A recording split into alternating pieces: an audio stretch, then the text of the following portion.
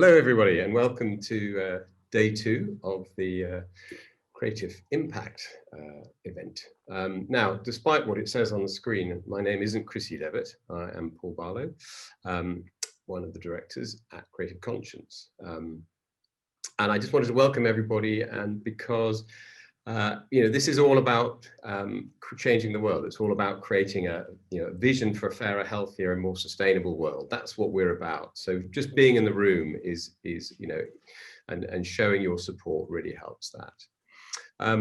It's day 2, and we had some amazing speakers yesterday.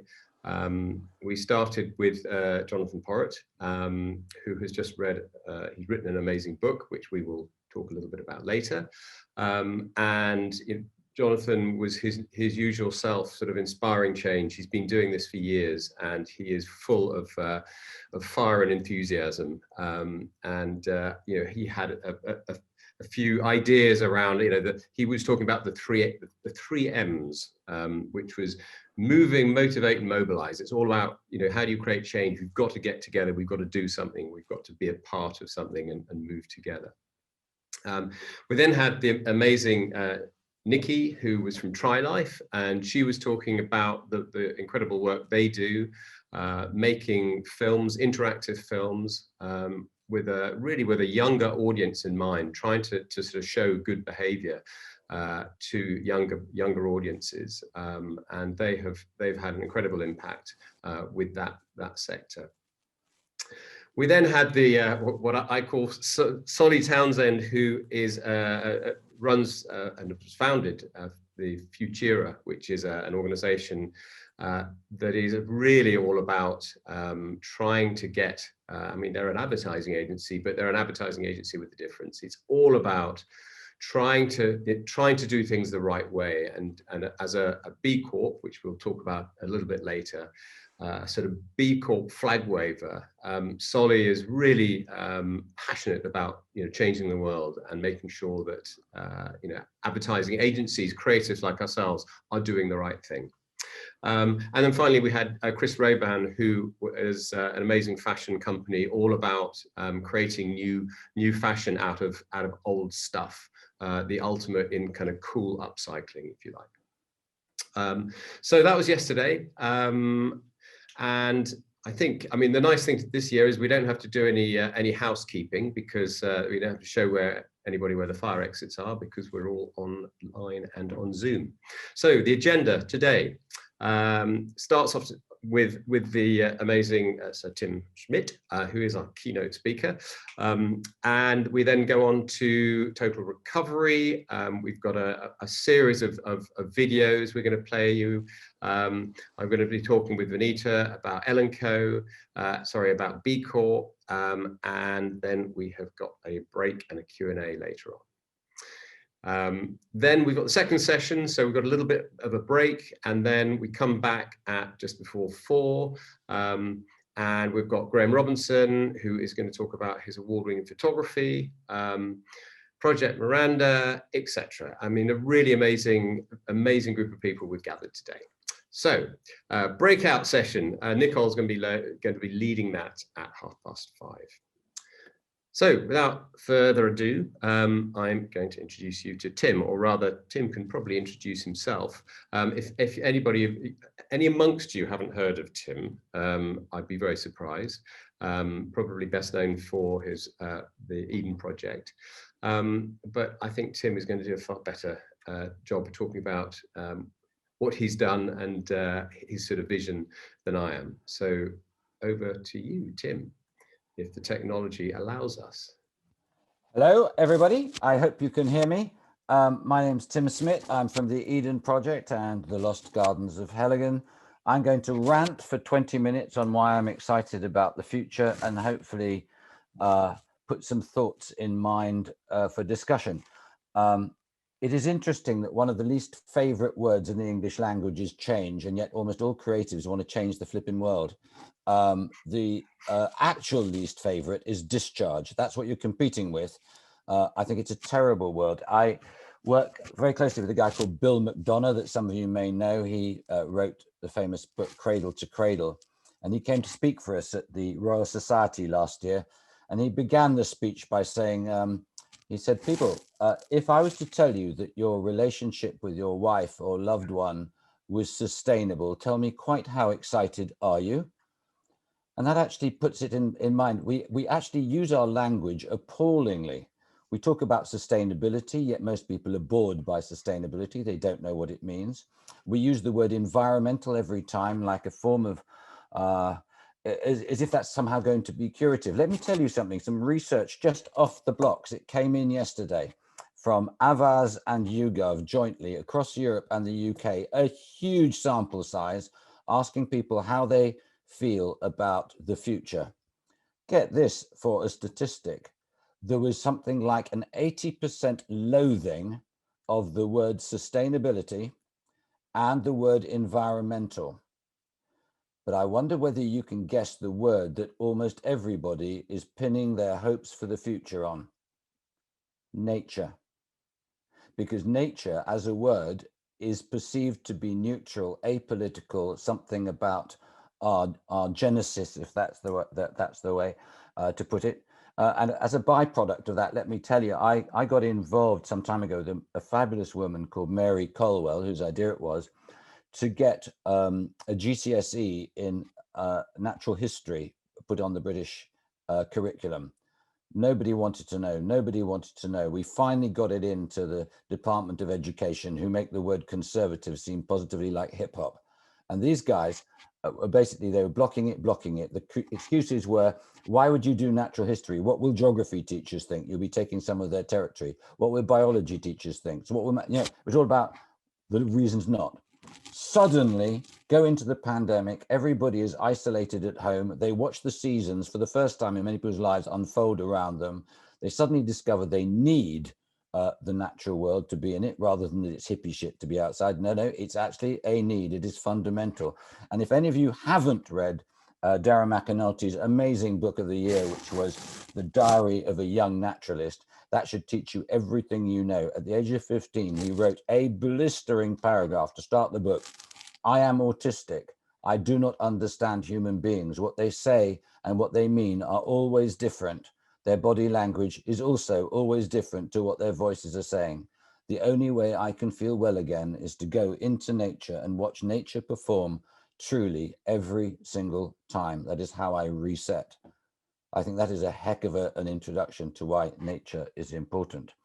I'm also very excited about this because I think we're reaching a time where us creatives have got to realize that the childish nature of having a campaign, let us stop single-use plastics, or let us do this, let us do that, is part of the fundamental problem, because the world, in order to have the change that we are here discussing, it needs to understand that all the problems of the world are generally what are called wicked or super wicked problems. They're not solvable by taking one thing at a time. What is the point of removing plastic from the ocean if you still haven't in your own countries, let alone some Johnny foreigner's country, your own country, your laws are so crap that you still allow the water companies to put rubbish down rivers into the ocean. You still allow people to put things into landfill in a way that actually is predicated on the fact there's a country called away. There is no country called away. And yet we have this whole philosophy about throwing things away. And it's no mistake that some of our heroes like Ellen MacArthur and whatever are setting up, if you like, think tanks on the circular economy. But if we simplified it and asked ourselves 3 questions, do you believe that clean air is a basic common good that should be available to all human beings? I think answer yes. Do you think there should be clean water? Pure answer, yes. Do you think our soil should be free from pollutants that mean that future generations can't farm on it or live on it, or creatures live on it? Answer, probably yes. So why have we complicated things to the point where we allow ourselves to think there should be areas of behavior in which people self-police? You see, I have a particular hatred, and if any of you are on this call that are from this profession, I am deeply sorry for what I'm about to say. I have one profession that I would strip of the title of being a profession, because I believe they are treasonous to the human condition, and they're called auditors, the big companies that audit. Think about it. auditors, it comes from the word audare, to listen. The old auditors would go to estates and they would measure the quality of the water, the quality of the growth of olives, the quality of the soil, the well-being of the livestock, the well-being indeed of their slaves in those days, right? But now we audit our companies to find out whether they hit financial targets alone.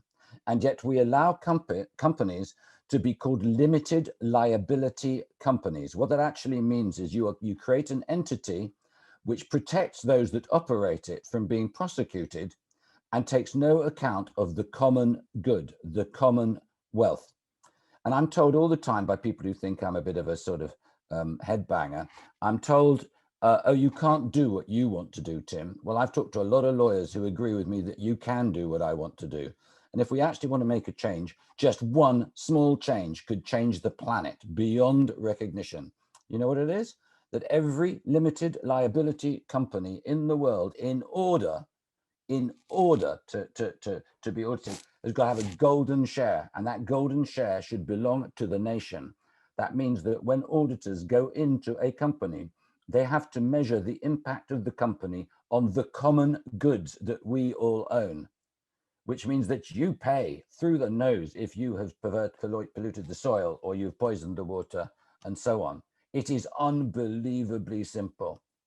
So why is it that our own libertarian contrariness is telling us we cannot do this when we can? So I just want to say that because I'm really becoming obsessed in my old age with doing stuff. I've always liked to do stuff rather than talk about stuff. And I found that most of the people who get up on stages and talk about stuff like to talk about it because they've never done stuff. And if they knew the electricity that can be generated about a whole bunch of people saying, we're going to do stuff. The Eden Project was a derelict, sterile pit that everybody said nobody could do anything. A bunch of ordinary people got together and said, hey, let's rock. And now look at it today. We've produced £2.1 billion for Cornwall. But more importantly, we've revolutionized the way that we do business. I'm a capitalist, but I don't think that capitalism is bad. I think the moral compass that a lot of capitalists have is appalling. But so if you set up companies that actually their whole basis is creating common wealth. So for example, if you build an Eden project, before you lay the very first foundations of it, you make sure that all the people that are going to supply you, you look after, you prepare them, you train them, you teach them. If they can't hit the standards you need, make sure that people put in place training plans so that the wealth where you work is not hemorrhaging away. And then you use a capitalist trick to create some really good social outcomes. You say, I will give you an 18-month contract. And if you behave according to these standards, I'll give you another 18-month contract. So basically, we contract people to become waste zero when they supply us. We have 80% local supplying from 2,400 suppliers. It's really interesting what happens when you do that. And you need to do that. If you know what is actually happening in the world, as opposed to listening to the middle-aged men who are really, really damaging us. And I say middle-aged men simply because middle-aged men are the most conservative bunch of people, even radicals. Radical middle-aged men are conservative. They do not see the future coming towards them. They have an inability to actually have the imagination to realize what actually is happening in the future. You know, in the future, used to be the DVD, the CD, the computer in your living room, the smartphone. Has anybody on this call met a banker over the last year or two that did not see 2008 coming? Of course they did. They can't believe they were so stupid they didn't. So they've rewritten the past, a bit like someone who was lucky enough to get invited to the Queen's garden party and stood at the back of it eating a cucumber sandwich. 6 months later, they're telling people about the half-hour-long conversation they had with the Queen. That's the way middle-aged men are. They fantasize about the future. What's actually happening now is a whole bunch of people are talking about the revolution in agriculture that's coming to the UK. We've left Europe, and it's going to be really exciting. All of us libertarians or liberals are now believing in regenerative agriculture. We're talking organics. We're talking about cooperative, aren't we? And all that time, this pathetic wannabe, this is the future, is already being surpassed in other parts, but in Britain, we're slow. They don't talk here about the revolution taking place in New York. They don't talk about the revolution actually on the west coast of America, where last year alone, 1.7 billion pounds was spent on selling clean meat. Who's just entered the market? China. They're going in massive. Why? Because the agricultural land of China is too valuable to be dealing with beef and livestock. So they're going to invent clean meat. They're going to be using creatives to get people to believe that clean meat is more important and tastes even better than the old style flesh. It's coming at a pace that the Department of Agriculture in this country does not understand. It does not understand that in research stations across Southern California, they're working with fermentation tanks. You know, the stuff that makes you allowed to distill and stuff like that? Wonder why they're fermenting. You know why? The new tech, cell tech, has realized that you can actually harvest the air and create proteins out of air harvesting, which give you dairy proteins which cost you 30% of the current price of dairy. The revolution is coming at a speed, which means that agriculture, as you know it, all the things that you probably stand up and protest about, they're already in their death throes. Their back heels are kicking as they die. What this means is that China is going to have this revolution, which means that the soy that is currently produced in Brazil and Argentina will no longer be wanted for huge amounts of cattle. In fact, the cattle lots are going to die out. It doesn't mean people aren't going to eat meat, but it's going to be niche meat. Now look at the British countryside and wonder, what are you looking at? Look at language. Again, we started talking about change. Ask yourself about the British countryside and the things that actually hold us back. I'll give you a word you love, a word that speaks to you of wholesomeness and well-being. It's called farm. The word farm. You cannot hear the word farm without seeing beautiful piglets and cockerels and hay and all those good things. And yet the word itself has sterilized us from looking at the rural environment in a way that is for all of us in terms of the commonwealth. If you stop talking about farms and talked about rural hubs, they are places where huge amounts of urban living people would love to be for short periods of the time. It'd be great for their well-being. It'd be great for education. And if you stopped looking at the really crap vegetables and things you're buying in supermarkets and realize that what's coming to you is this. No one is talking about this. You hear it here first. Almost every single vegetable and grain that we depend on is dependent on fossil fuel inputs, either as pesticide or fertilizer into the environment, which itself is very damaging. But if we've now committed to getting them out, what are you going to grow? What you're suddenly going to have to grow are all the things that you were told before were heritage and niche. They were called heritage or traditional crops, which were actually marginalized with the word heritage to make it look as if it was quaint and old-fashioned, when in fact these plants are incredibly adaptable. So I believe that within the next 5 years, there's going to be a revolution in what is called localism. But the trouble with localism is that most of the people who use the word localism do it as a sort of motherhood and apple pie. Wouldn't it be great to buy from our local shops? As opposed to, wouldn't it be great to create cooperative farms around every town in the country where you divide up what should be grown that is perfect for that particular environment, and you create a supermarket from these farms? It is possible. I have seen it done. Look up the name Paul Seggers on your Wikipedia. Look what he has done. He's the greatest organic grower in the country. He reckons he could feed the whole of Wales with 67 people as good as him. Why can he not do it? Because there are only 3 people as good as him. Why is this a problem? Because we've been so blindsided by our education obsession with qualifications that we don't actually ask ourselves, what do you need to know in order to be brilliant at what you do? You cannot find in the whole of the country of Britain, there is not one great horticulture, agriculture institution for training.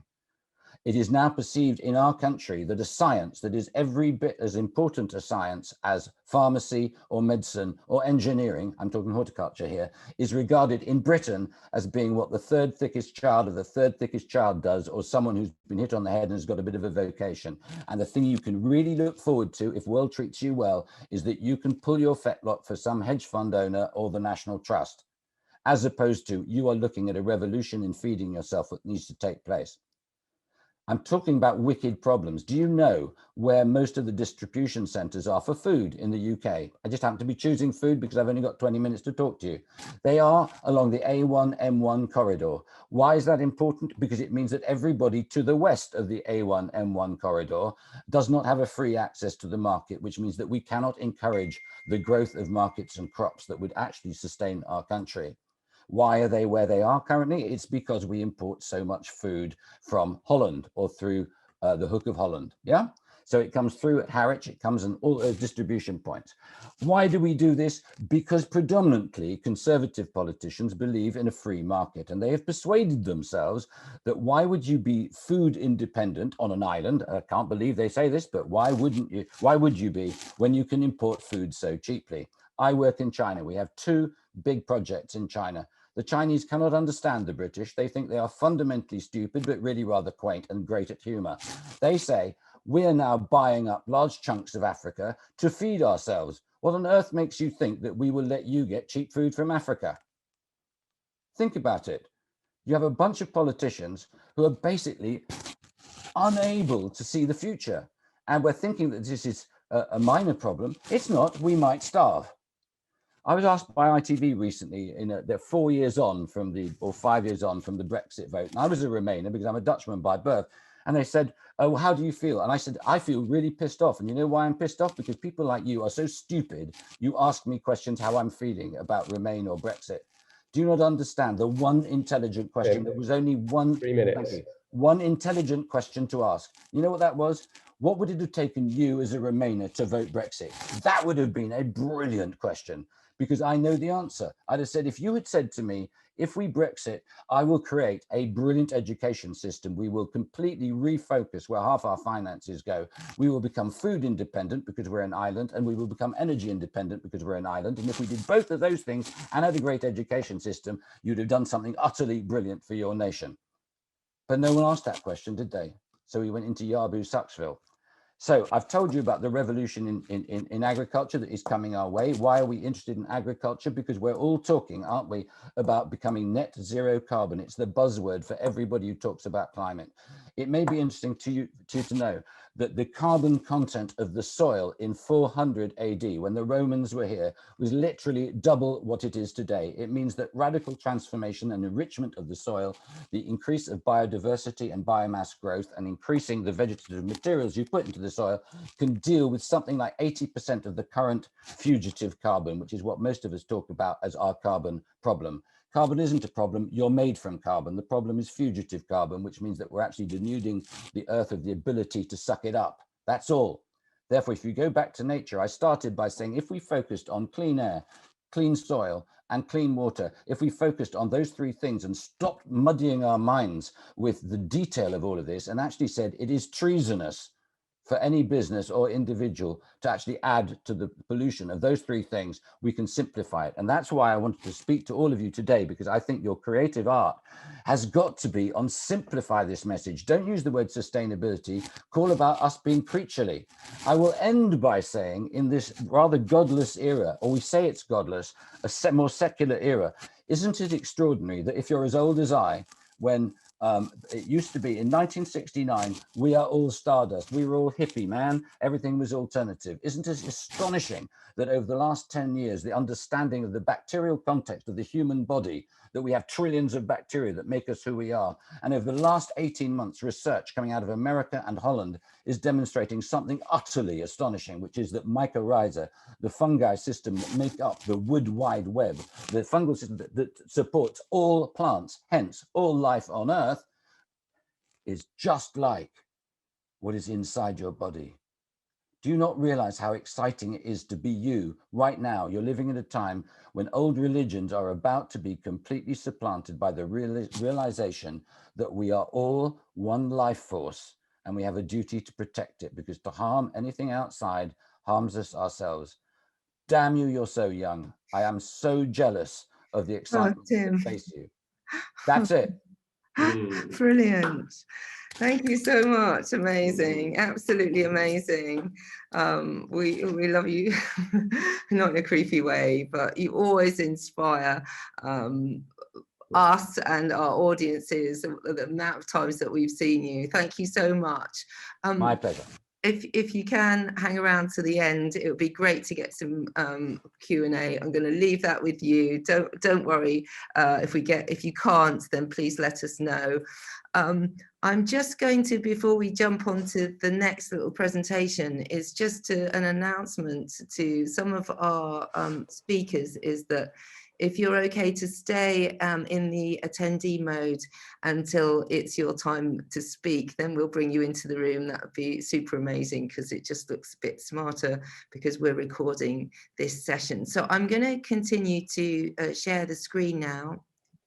Do shout at me if you can't see. Lara, one of our amazing team, will, or Jess, might shout at me if you can't see what I'm going to put on the screen. Is that working for everyone? Yeah, we can see it. Thank you so much, Tim. Also, I should just say a thank you to Ben Akers and Matt Hawkin, who invited me a couple of years ago to take part and speak at an event called Good Fest, which is where I met Tim. And it was an amazing event. Sadly, couldn't happen because of COVID, but I'm very grateful to both Ben and to Matt for making that event happen and inviting me into the room. So my name is Chrissy. If you don't already know me, I'm a creative director, dyslexic founder, mischief maker, and accidental social entrepreneur. And before I introduce this next project, I want to go back to this slide that I spoke about yesterday around a crisis being a terrible thing to waste.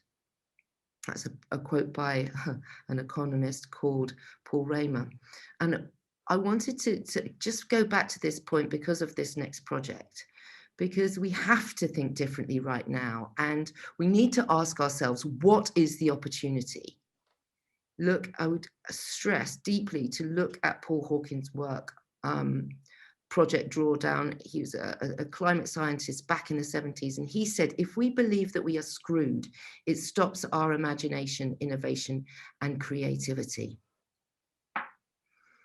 Now, in July of last year, this amazing man, Franklin Madison, who was born in the Bronx of a single mum and created an amazing life for himself against all odds.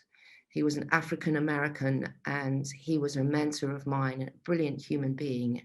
And he died in July of last year, not from the COVID virus, but he very sadly died from fear. Franklin was too afraid to go to the hospital. And the reason I'm telling you this is because fear, anxiety, and stress create a hormonal activity that suppresses in our bodies, our immune system. Now, these stress hormones are so strong and they're naturally produced that they even use them for those patients in hospital who are who need to have their immune systems suppressed by stress hormones like cortisol in order for their bodies not to reject the organs that they're being given. That's how strong these stress hormones are, and that's the effect they have on our bodies. They affect our immune system, and yet no one in the press is talking about our immune system, about the diet we eat, about the fear that they are feeding us. And so I want to ask us today really a question, and that is, what is the role of our media? And many of us, we've got Graeme Robertson, who is a photographer, an award-winning photographer from The Guardian, joining us later. And it will be interesting to have him in the room after this next project. But also as writers and as creatives, we are responsible for a lot of the stuff that we put out in the world, especially within the advertising industry. That's not Barlow and I, but it is a lot of people within our community. So I'm going to play you this film, and it's about a project that some amazing people worked on. I'm going to shut up now and let you watch the film.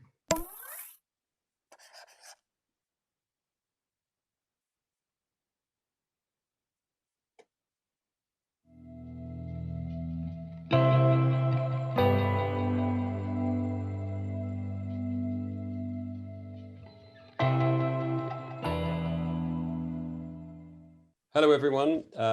We are now going to have a short session where I'm going to introduce this amazing team. We're going to have a discussion around the project Total Recovery. I am Paul Barlow. I am founder and creative director of B-Corp creative agency L&Co, as well as being a director at Creative Conscience. Now, I'd like to just introduce everyone, or rather get them to introduce themselves. And I'm going to start in no particular order on the top left of my screen, which is Chrissy. Oh, hello.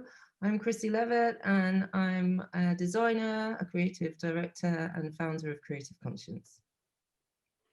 Keith. I'm Keith Nilsen, founder of Voodoo, a company that specializes in outdoor advertising, tech, and dynamic production. Thank you. Nicole.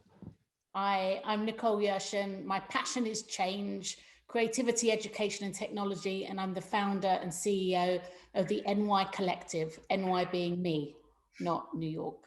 Fantastic. Megan. Hi, I'm Megan. I'm currently a creative at Meatless Farm. Oh. And Geoff. Hi, I'm Geoff Fitzpatrick, and I'm the founder of Orb. It's a digital out-of-home company operating in Ireland. So Geoff, I wonder if you could kick us off. We understand this idea started with you. Can you explain sort of the why and the how behind it all? Yes, sure, I'd be delighted to. So this idea came about early on in the pandemic, or at least early on in the pandemic in Ireland and England, where it was around March time and the pandemic was just beginning to bite. And there was a couple of things that were running through my head, you know, like one was, you know, this is truly a global situation, you know, that it was very apparent that it was becoming something that was going to affect every single person on the planet. And then the company that I run, we're very interested in, you know, the evolution of advertising using technology. So things like being able to draw upon live data and then be able to integrate that into campaigns can be really exciting. And usually it's used for things like countdowns to movie releases, or, you know, a certain temperature happens and an ad for an ice cream comes on. But I got quite excited by the fact that we could actually take, you know, a statistic about the pandemic, which at the time I felt was kind of an unsung statistic, the recovered figure. And while it was very much kind of a fear wave of like the amount of deaths and the amount of cases, I felt it might be a nice counterbalance to sort of champion also, you know, people were recovering from this thing.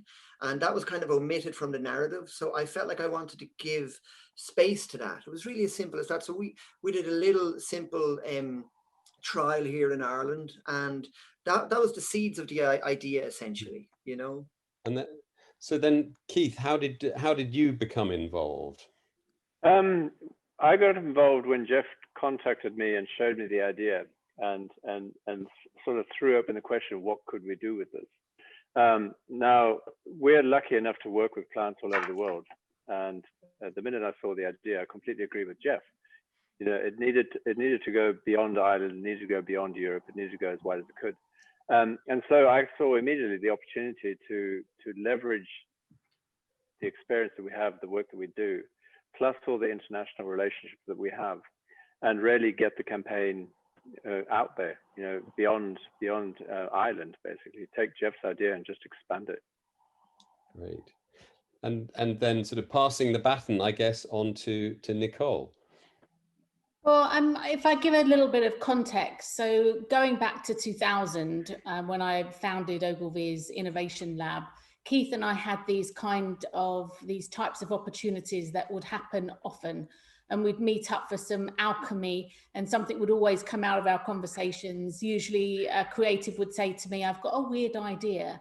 And if it involved anything to do with digital out of home, which at that time was really, really new, digital escalator panels in the tube, and we'd not had anything like that, you know, before. It was very much kind of paper that posters would get put up in the usual analog way.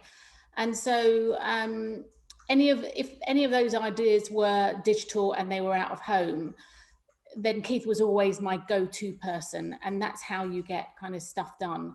It's never on your own. It's always a group of people who have their own role to play, and it's actually about connecting the dots and being the super connector. And so, you know, the super connector knows where to go and who to call upon to make an idea come to life, because everyone has a good idea. It's the ones that get made that make the difference. So it's our relationship, my relationship with Keith, Keith's relationship with Geoff, my relationship with Chrissy. That what starts to happen is Keith comes to me and has this phone call with me saying, we have this weird idea, or what do you think? Or, you know, where very much tech is. And I'm thinking, who could I speak to who is very much creative and creative for good, that could actually put this idea to good use and get a beautiful creative idea out of it, match it with the tech, match it with the out-of-home sites, and that's when you start to create some magic. Right. So that sounds like a segue to Chrissy. Yeah, so amazing, Nick. Great explanation. Thank you so much, all of you. So yeah, Nick, I got an email from Nick. I've jumped on a call with her. She said, well, we need to do this now. And I was like, yeah, why not? So we wrote a brief.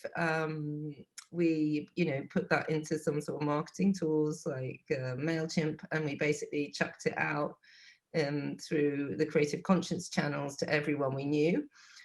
We did that super fast, and we gave people just 3 days to come up with an idea because time was of the essence. And the brief was about hope, but also it had to integrate this live data that was coming through from Johns Hopkins. So it was showing all the people that had totally recovered, and we just put it out. And on the Sunday, so we threw it out there on the Friday, I think, and then on the Sunday, by the end of the Sunday, we had a whole load of different concepts. And we chose Megan's. So yeah, we kind of worked with Megan, and then we crafted it a bit ourselves into a typographic solution because we're predominantly graphic designers.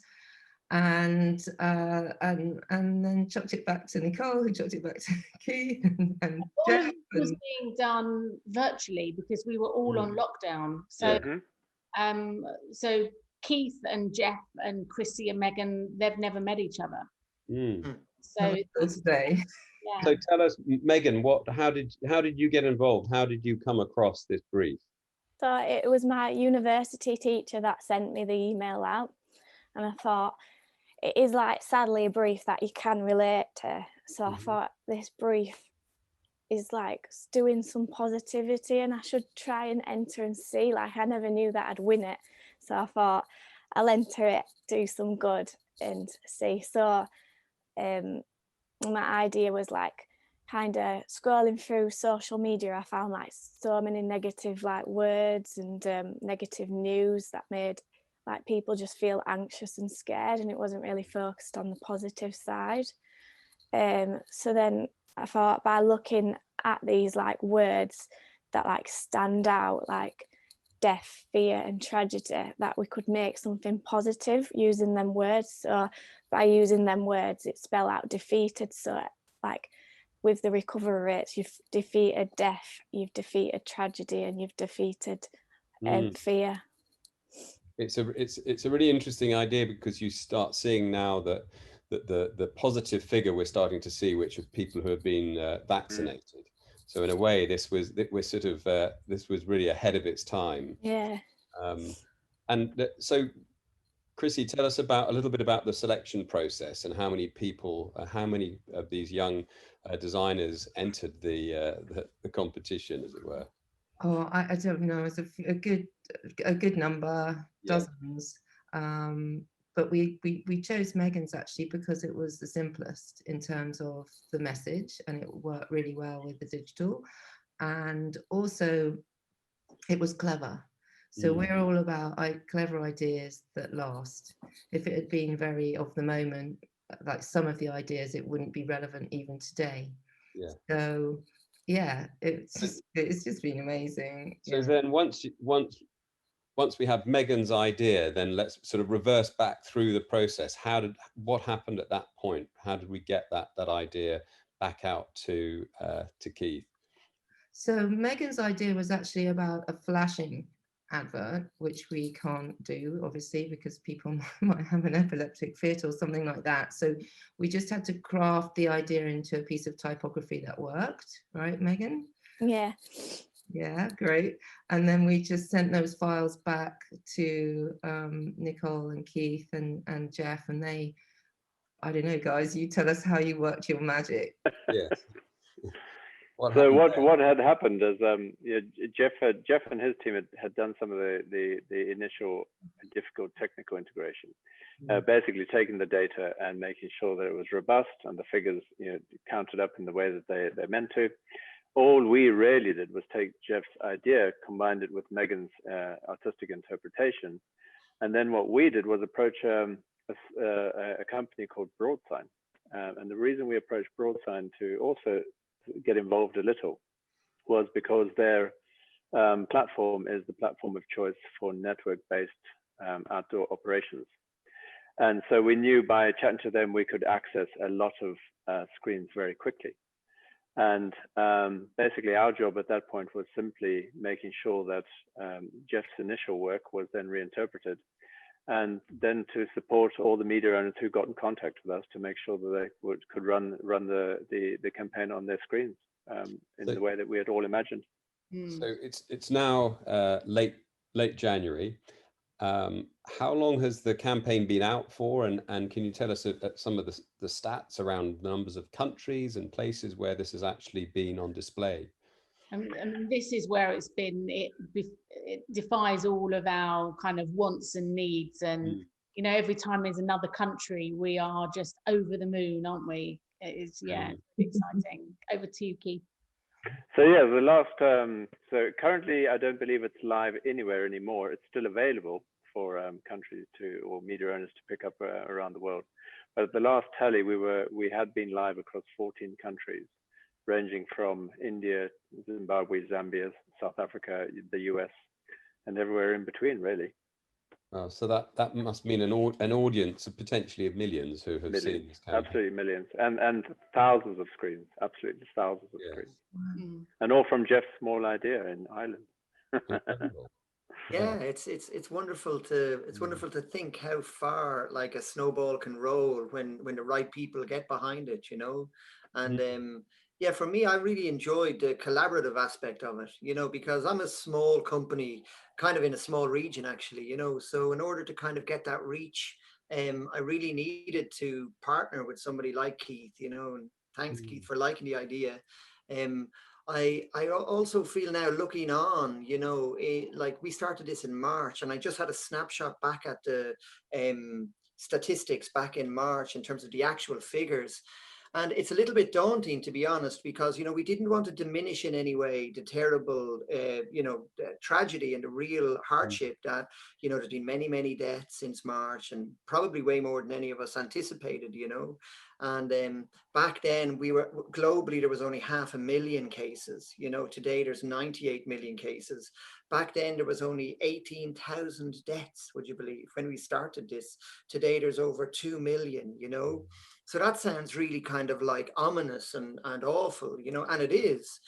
So Keith, you made a very valid point that we didn't want to in any way negate the severity of what's going on or to make light of it, because that's where tone is so important. And I think Megan's narrative really just was very eloquent in trying to accentuate the fact that we are defeating certain components of the pandemic, things like the fear, things like the tragedy. These were the things being defeated, And what's a little bit hopeful is when I looked at the statistics today, like there was like 500,000 cases, but the recovered figure was about 25%. It was about 100,000. Today, it's over 50%. We've 98 million cases, but it's over 54 million people have recovered, and that's increasing as well. And the big point to remember is that particular statistic was missing from any of the news media, any of the news stream. It was only deaths and cases. So it was also an opportunity as an industry to try and champion something positive And because this had global reach and it was real time, it had the elements of an exciting idea. So I couldn't be happier. I'm so grateful to all of you for taking like the seed of a little idea. And I mean, who would have thought that it's in 12 countries around the world? And the other thing as well that people were mindful of is they didn't want it to appear like appear as if anybody was capitalizing on what is essentially a global tragedy. You know, we all just wanted this to bring some positive to the awful situation we find ourselves in. Yes, I think it seems to have been an important in the context of all the negative media to have some positive hope. As I said earlier, it's like the vaccine numbers. It gives people a sort of a way of feeling positive about a very difficult situation. I think for me, the other great thing was the fact that what Megan did was absolutely universal. The figures are the figures, the recovery numbers are the recovery numbers, and all we were doing with Geoff's idea was representing that data. It comes down to hard data. Those are the figures that are being recovered. It's great. So finally, I think it would be really interesting to hear something that everyone can take out of this. This conference is about making change. It's not just about talking the talk. And I think this is a great example of people doing something. So maybe we could just hear a little bit from each of you. Any thoughts on what is the positive actions that we can take from a project such as the Total Recovery campaign? Yeah, I might share from my own perspective. This campaign has really highlighted for me the power of trusting yourself. We all have these ideas bubbling in our head, and sometimes there can be an inner critic, certainly in my mind, that might be dismissing some of those impulses to really go for it, And as I just thought about this idea, I didn't have a sponsor, I didn't have any of the normal commercial things I needed for it, but I really felt strongly about it, and I just sort of stuck to my guns and did it, So if I could offer a takeaway from this experience for anyone, it would be trust yourself. You've got an idea bubbling and you're feeling it, go with it and don't let anything stop you, and this entire collaboration is kind of a lovely example of where things can end up when you just go for it, Lovely. Yeah, I would agree with that. I would agree with that entirely. What I take out of this is echoes Geoff, plus just be kind, say yes, do things, do things. Don't just sit in the background. Great. I would say don't accept no, because it would have been the easiest thing at the point when Keith spoke to me for me to think, oh no, the world is falling apart and work is drying up, and it just would have been really easy to say, do you know what, no thanks, or another time. But if you say yes, then everything changes. It's like this kind of domino effect just rolls you forward again and again. It's like climbing up a ladder.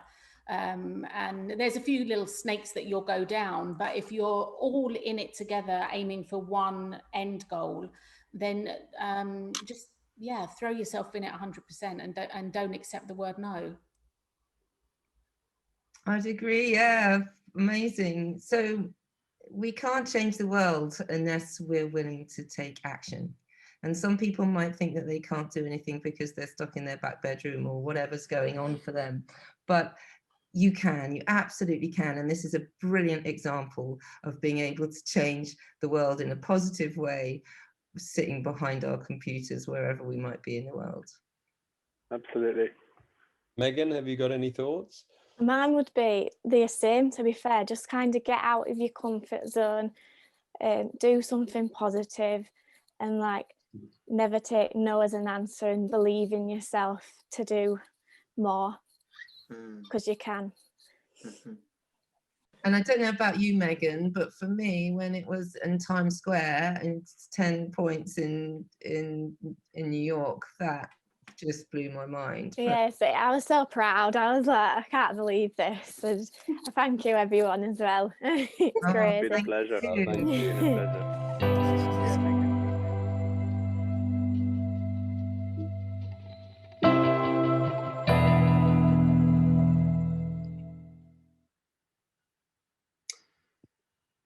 Okay, sorry, I feel like I'm omnipresent this afternoon. Quick costume change. I wanted to, I hope you all found that inspiring. It was an amazing project, and one of those things that, you know, we didn't quite know where it was going to go at the beginning, and it really was, it had such an amazing global footprint. I think sort of well timed. I'm going to introduce you to another B-Corp person in a minute, and I think basically based on what Tim Smit said, hopefully a sort of a relevant short presentation. I'm just going to share a couple of slides. We run a small branding agency, and we have been a B Corporation, and I'm going to talk to you about B Corporations in a little bit. Our work covers all sorts of areas, from universities to medical technology, to wind farms, to technology for the elderly. But one of the things that we've discovered along the way and along my kind of career path is this idea, you know, when I graduated, however many years ago it was, there always seemed to be two options. You either sort of did the things that made a difference, and I spent a lot of time at my university working on projects that I felt were about social and environmental issues. But somehow along the way, you go out and you get a job, and it seemed to be the making the difference and the making money. Suddenly, the making money sort of won the day. And I think the epiphany for me, which was about 6 or 7 years ago, was when I realized that actually this isn't an either or. I think the world has moved on, and I think we are in a position now where we can do both. You know, making money doesn't have to be a dirty word, but you have to do it in the right way. And I think Tim Smit's points around auditors are you know, very, I mean, I couldn't agree with you more. And this whole idea, when I came across B corporations, it really rang true. B corporation stands for benefit corporation. Everybody calls them B Corps. And it's basically a verification system, which is about verifying your business around 3 areas. It's no longer about the financial auditing. It is no longer good enough to say, we're going to do this because it makes money.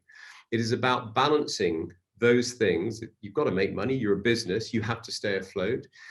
But you can only do things if you're balancing this idea of environmental performance, transparency and accountability. So it's accountability to the people in the business, to your community, but also to the environment. So no longer is it about the auditors and the financial auditors. Effectively, you are being audited around things that are beyond the financial. And this rather wordy slide is something that really attracted me to B Corp when I saw it. It's called the B Corp Declaration of Interdependence, which is the idea of interdependence is so important. And again, talking about nature, we heard Tim talking about nature earlier. Nature is all about interdependence, and so this thought that B corporations can no longer are businesses that are going to stand up and say, look, we cannot drive our business using money and short-term shareholder value as the only thing that we are going to be responsible for. We have to balance that against environmental issues. We have to balance that against social issues, how people are treated, how our communities are treated. So if you don't know, if you haven't heard about B Corps, it's really worth looking up. And some amazing businesses, people like Patagonia, who were one of the first organizations to sign up and qualify to be a B Corporation. Founder of Patagonia is an amazing guy, Yvon Chimioff, and he has written a great book called Let My People Go Surfing. And it really, I mean, there was such a far-sighted business. This is back in the 70s, setting up a business that was all about, creating a better world. It wasn't just about this idea of making clothes, of making stuff. And this runs right the way through their organization. And since then, I mean, one of the more recent ones, The Body Shop, Jamie Oliver, Ben & Jerry's, Innocent, 3,722 companies now around the world, 150 industries, 74 countries, but all with this unifying goal that we are in business not because we're here to make money, but we are in business to create wealth, which is not about financial wealth, but it's about wealth for the environment, for people. It's balancing those different areas. So my actions, and anyone who was with us last year maybe remember some of these. Look at the B-Corp movement. If you run a business, if you want to go and work for a business, go and research, look up what B-Corp stands for, because it really is about business saying, yes, we need government to back this, but businesses have to stand up and be counted and have to find new ways of auditing themselves. The other thing I've said is read. Go and read Hope in Hell. We had Sir Jonathan Porritt talking yesterday. He has published a book, amazing book recently. It's really worth a read. I would read this over Bill Gates, and I think Jonathan's frustration with Bill Gates was clear yesterday. Bill Gates, who has finally realized that we have these issues around the environment. But Jonathan's been doing this for sort of 35, 40 years, and he really knows his stuff. So while it has some pretty stark facts, it also has a sort of positive, a sort of way out, a sort of how to fix this. And then finally, Chrissy mentioned this earlier, explore project drawdown. Again, it's about positivity. This is all about how do we solve these issues. It's about being positive and looking for ways for solutions, and not sort of sitting back and going, this is too big, we can't work this out. So that's a little piece about B-Corp. And I wanted to introduce Vineeta, who is co-founder of Wholegrain, and we actually met at a B-Corp conference back in the days when we used to meet people at conferences. And Vineeta is co-founder of Wholegrain, and she has got a business which, when I heard about it, I kind of didn't quite understand, well, how does this work? But it's a fascinating story, and I hope, Vineeta, you can join us and tell us a little bit about Wholegrain, and I'm going to try and let you into the conversation. Vineeta, are you there? Yes, I am. Hello. Oh. Hi, everybody. Hi, thanks, Paul. Thanks, Paul, for letting me in. I'm really glad to be here, and it's been very inspirational to think about the golden ticket that Tim talked about, and just in general, what Megan said, or what everybody has said so far. I've really enjoyed it. Thank you so much for inviting me. I'm gonna just set the expectations low. Maybe it's not as fascinating story for others as much as it was for people who are really aligned and think about the better, using the business as a force for good. So starting out, my husband Tom and I started the business in 2007 with the intention of helping positive businesses put their message out, but in a non-hippie way. That was something that we really, really stood for, and we still do. And it's sort of evolved since to become a slightly larger team who work with positive businesses and charities. Mainly focused on human rights and mitigation of climate change. Our mission revolves around mitigating climate change. And when you think of web design and mitigating climate change, it doesn't quite add up to most people. So going into our mission or what we stand for, we create websites that are low carbon. Sorry. That's okay. I'll wait. Can you hear me okay? Yeah. All right. So the way we create websites is to think of design first principles. So think about how can you reduce the size of your images? How can you reduce the size of your code? How can you make it efficient, and so on? And the reason we started doing it this way is because we realized that we're not digital saints. Websites do have a carbon footprint. So for example, an average website, when you click, say from home to about to services, as you click through a website, it's like boiling a cup of tea.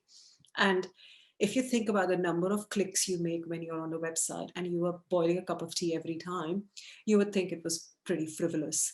But people don't think about it when they are going through, browsing the internet, watching Netflix and so on, what the carbon emissions are of that action. So our whole business's mission is to raise awareness, not just train our agency, but all other agencies who create websites, create digital products, to think about the carbon emissions and reduce their carbon emissions, through action of creating better design, better code, and so on. The exciting thing of working in this industry is that people want to use creative solutions to create not just websites, but to create graphics, to think about the size of fonts, the variation of fonts weights, and I can go on about this. I'm sure we can get to it one day when we all meet again. We created a carbon calculator for websites, which sits at websitecarbon.com, which is here. I don't know if the link can be shared. And what we have noticed is that 40% people out of the 2.5 million tests that have been made in the last 3 years, that people, when they come back, their carbon emissions have reduced, which shows that people have been able to take real actions of reducing their carbon emissions. Sorry, going back to the slides. This was a few minutes ago, but I'll just summarize. The way we look at our services is user experience is the heart of having accessibility, sustainability, and security. And we just join it all up and look at it as a full service agency for anything digital. I'm hoping that this slide was to do with, yes, of course, this slide was to do with the 2% of the emissions in the world from the internet at the moment, and they are set to rise to 3.5 by 2030, which I'm sure is out of date statistic now, knowing how we're using internet during COVID. I think Paul also wanted to talk about why we certified as a B-Corp and how we wanted to use our business as a force for good. We started off doing lots and lots of positive things. Wholegraindigital.com, you'll see lots of positive actions that we take. Was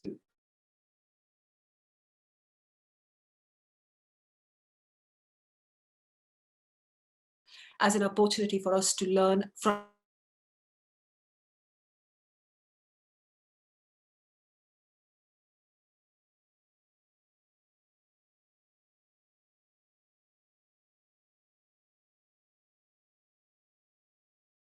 for everybody to understand, and that's been the key benefit of us getting into the B Corp framework. The community is absolutely amazing, so I would definitely recommend joining the B Corp movement. It's really inspiring what other businesses are doing, and we were one of the, I don't remember, we were the 129th or something 3 years ago now. We recertified this year and our score has improved. So you can see, using the framework, you can get better and better at it by learning from others. So the community effect is massive. The other thing I would love to say is a takeaway is, of course, use websitecarbon.com and measure your carbon footprint, but also look at Better Business Act. This really ties in well with what we've spoken so far about amending the, so Better Business Act is a initiative started by B-Lab UK, who certify companies as to become a B Corp. And the Better Business Act is to change the Companies Act 172 to legally make companies oblige to not just put profit in front of the stakeholders, but also the workers' rights and the customers and the communities and the environment. So the two takeaways would be, look at betterbusinessact.org and websitecarbon.com. I'm open to questions. Thank you so much. You would not believe what just happened to us. I just saw you running around. We had a fire alarm that we thought we were going to have to evacuate the whole building. So we just turned off that second. I'm so sorry. We couldn't hear what you were saying around your slides. It's nothing new to you, Chrissy. I can summarize some other time. No, you absolutely brilliant. No, the Q&A though, I just like to say is open to everyone. So I am I'm going to invite some other people in the room. I think Tim is back with us, which is amazing. First of all, poor Barlow, poor all of us, we're having a bit of a heart attack going on there.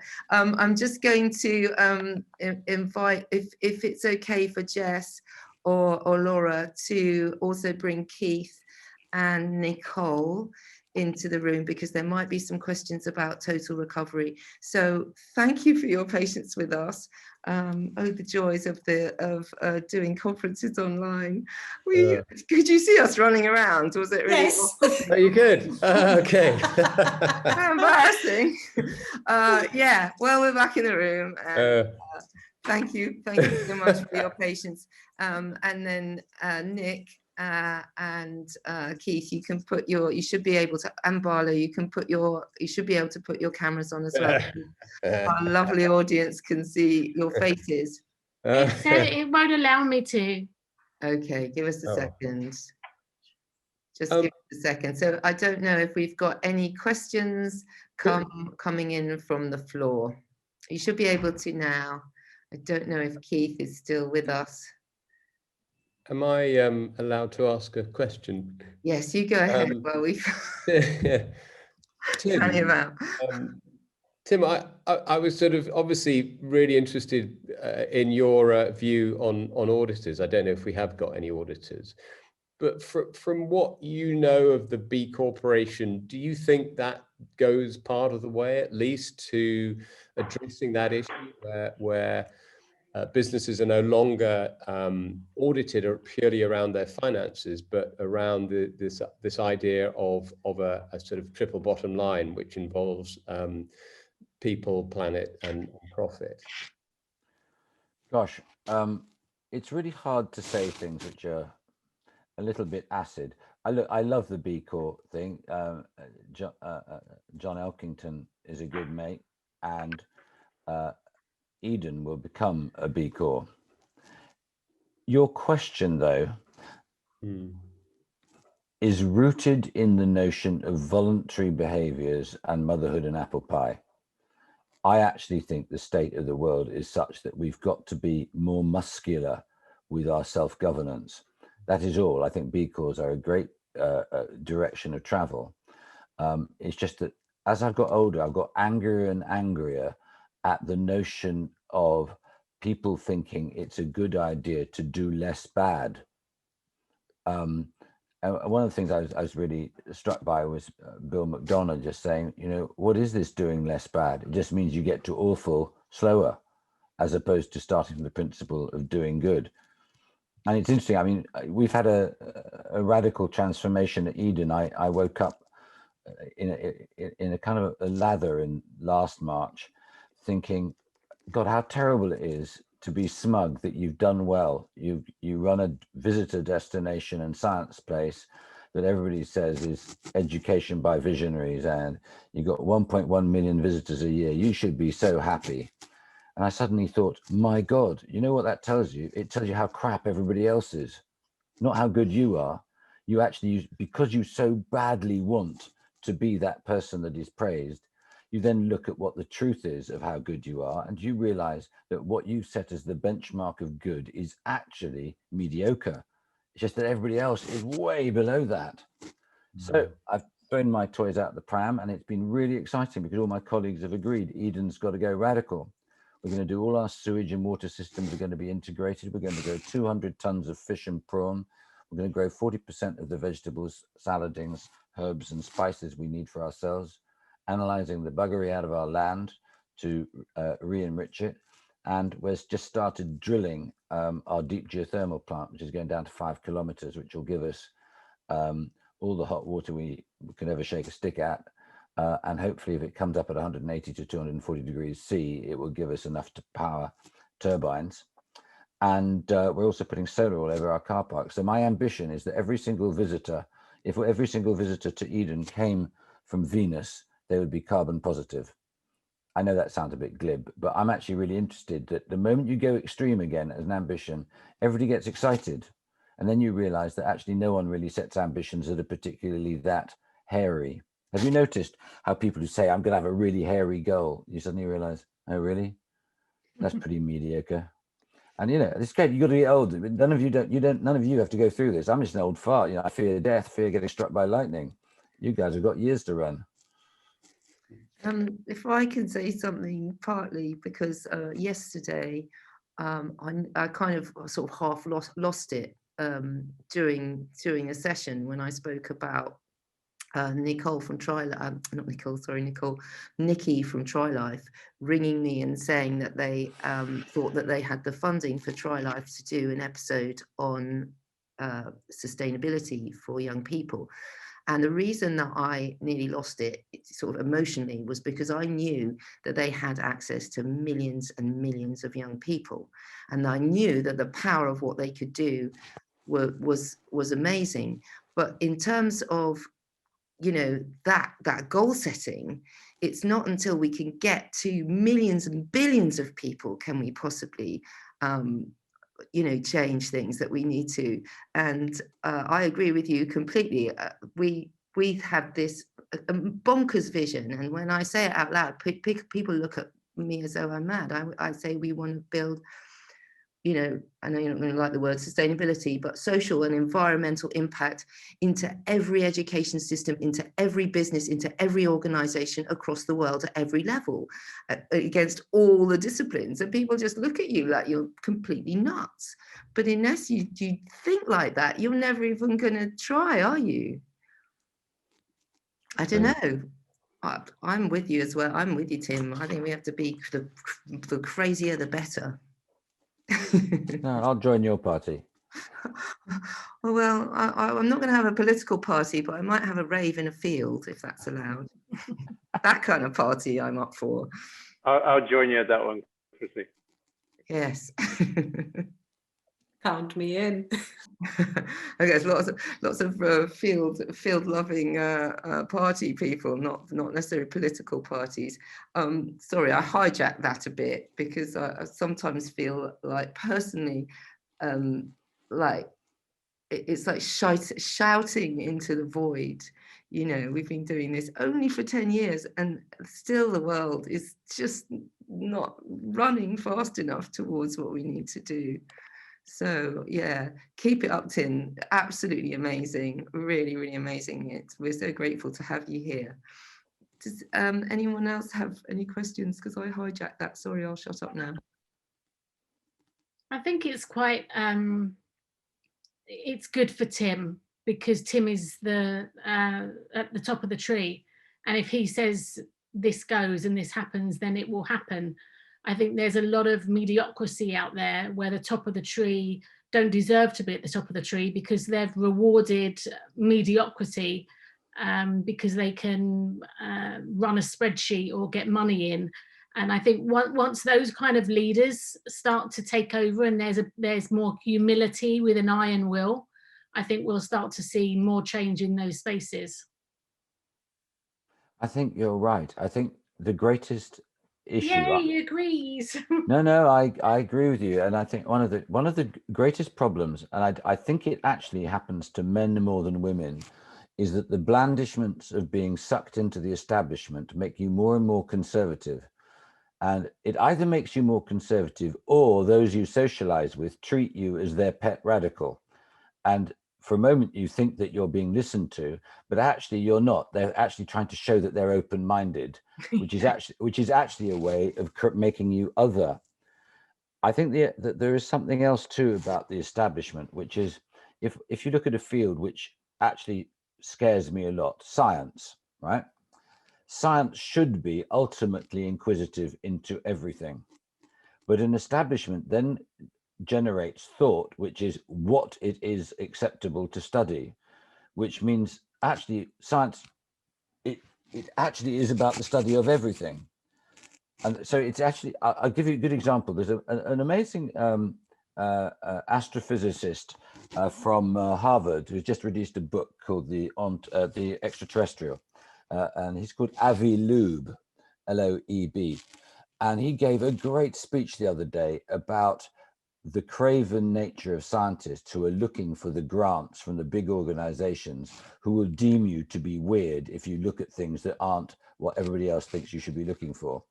And he says it's actually becoming strangely institutionalized, a bit like the days of Galileo. Just you don't notice it because of how craven the world of science has become around the big grant-giving foundations.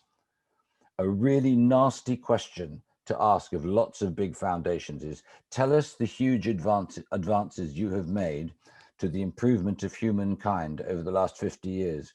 And you will get a very different answer than how many medical advances have you made that actually are of interest to a small number of people in the rich middle classes. And I think we ought to be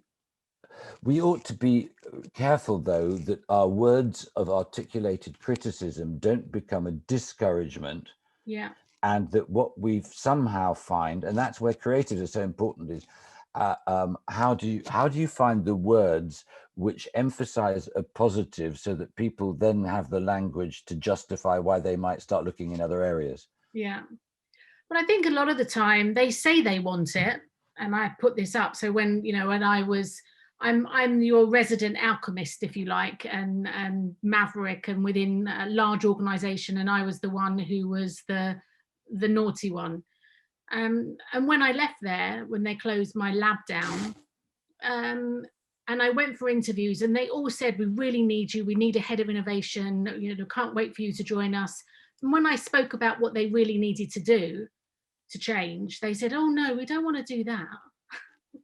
So the words are one thing, but the action is something totally different because they don't actually really want to do it. No, but also be very careful about the use of the word they. Or we, I guess. No, it's really interesting. Have you noticed how we use they and it a lot? Yeah. We use they. They died a long time ago. They are dead. It's only us. And I think that it's the same in civil society. We have this issue where we cannot single out the difference between being a consumer and being a citizen, which is it really weakened us, because actually, if you put a wall around your village, right? Let's pretend we go back to days of yore.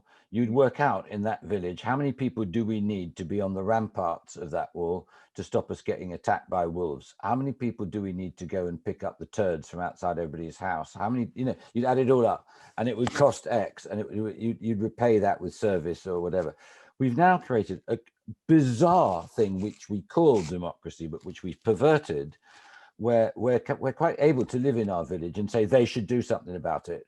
And then when you ask us what they should be doing, you add it all up, the cost of it, and it costs 20 times more than we would ever pay in tax or anybody's got. But then if it's not delivered, they are in the wrong. And I think there's a real process that is necessary alongside this criticism of others, of self-examination as to, you know, that I know Kennedy coined that phrase, ask not what you can do for yourself, but what you can do for the country, or some paraphrase of that. We've actually arrived at that critical point that we need to actually ask, do we want to be citizens? Do we want the word community to mean something, or are we quite happy for it to be a line on a map and for us to use it like a flag? We, the so-and-so community. Because, you know, the word community comes from, its origins are from, in the Latin, com means together, munos means in gift. It's an active thing. It is about our engagement with each other. It's not a passive thing. Sorry, that was a bit of a rant. It's just that I'm becoming more and more interested in how the creative industry needs to be looking at our role as citizens, which has been very, very much ignored. Yeah. And that's not about being left-wing or right-wing. We should not allow people to politicize it. It's just about usness. Yeah. But it's all about values. Could I just ask if there was anyone out there who also has a question? Is there anyone out there? It's all about, I don't know, Lara or Jess, have we got any questions from the audience? Yes, we have one question from Alice. And it is, where would you recommend to start to ensure we design websites with a low carbon footprint? And I think this question was to Vineeta. I don't know if we've still. Oh, she's I am still here, still rabbiting on about website carbon. Sorry, but yes, to start, think of design principles. Think of what is Sorry, really did you put your camera on, Vineeta? Is that possible? I can't anymore because the host has switched it off. I'm not a host anymore. Sorry. Ah, you should be. It's just lovely to see your face. Oh, there we are. Okay, sorry. Sorry. You can see what we're doing. Right, about starting point of how to design low carbon websites. Think about less is more. So start with the minimum viable product. Think of what you need rather than what you want. That's always my thing. Think of what you really, really need rather than thinking of, oh, wouldn't it be nice? So whether that be colors, fonts, styling, images, code, whatever it be. So think of how can you use the least to do the most. I've pasted in the link to 17 ways to reduce your carbon emissions of your website in the chat. It might be worth me pasting it again. I think I responded to Alice, but again, just reach out to us at Wholegrain Digital or handle on Twitter as Eat Wholegrain, and we'll respond to you. Would love to. Yeah. Amazing. That's a great question. Thank you, Alice, and thank you, Vineeta. Lara, any more questions do we have?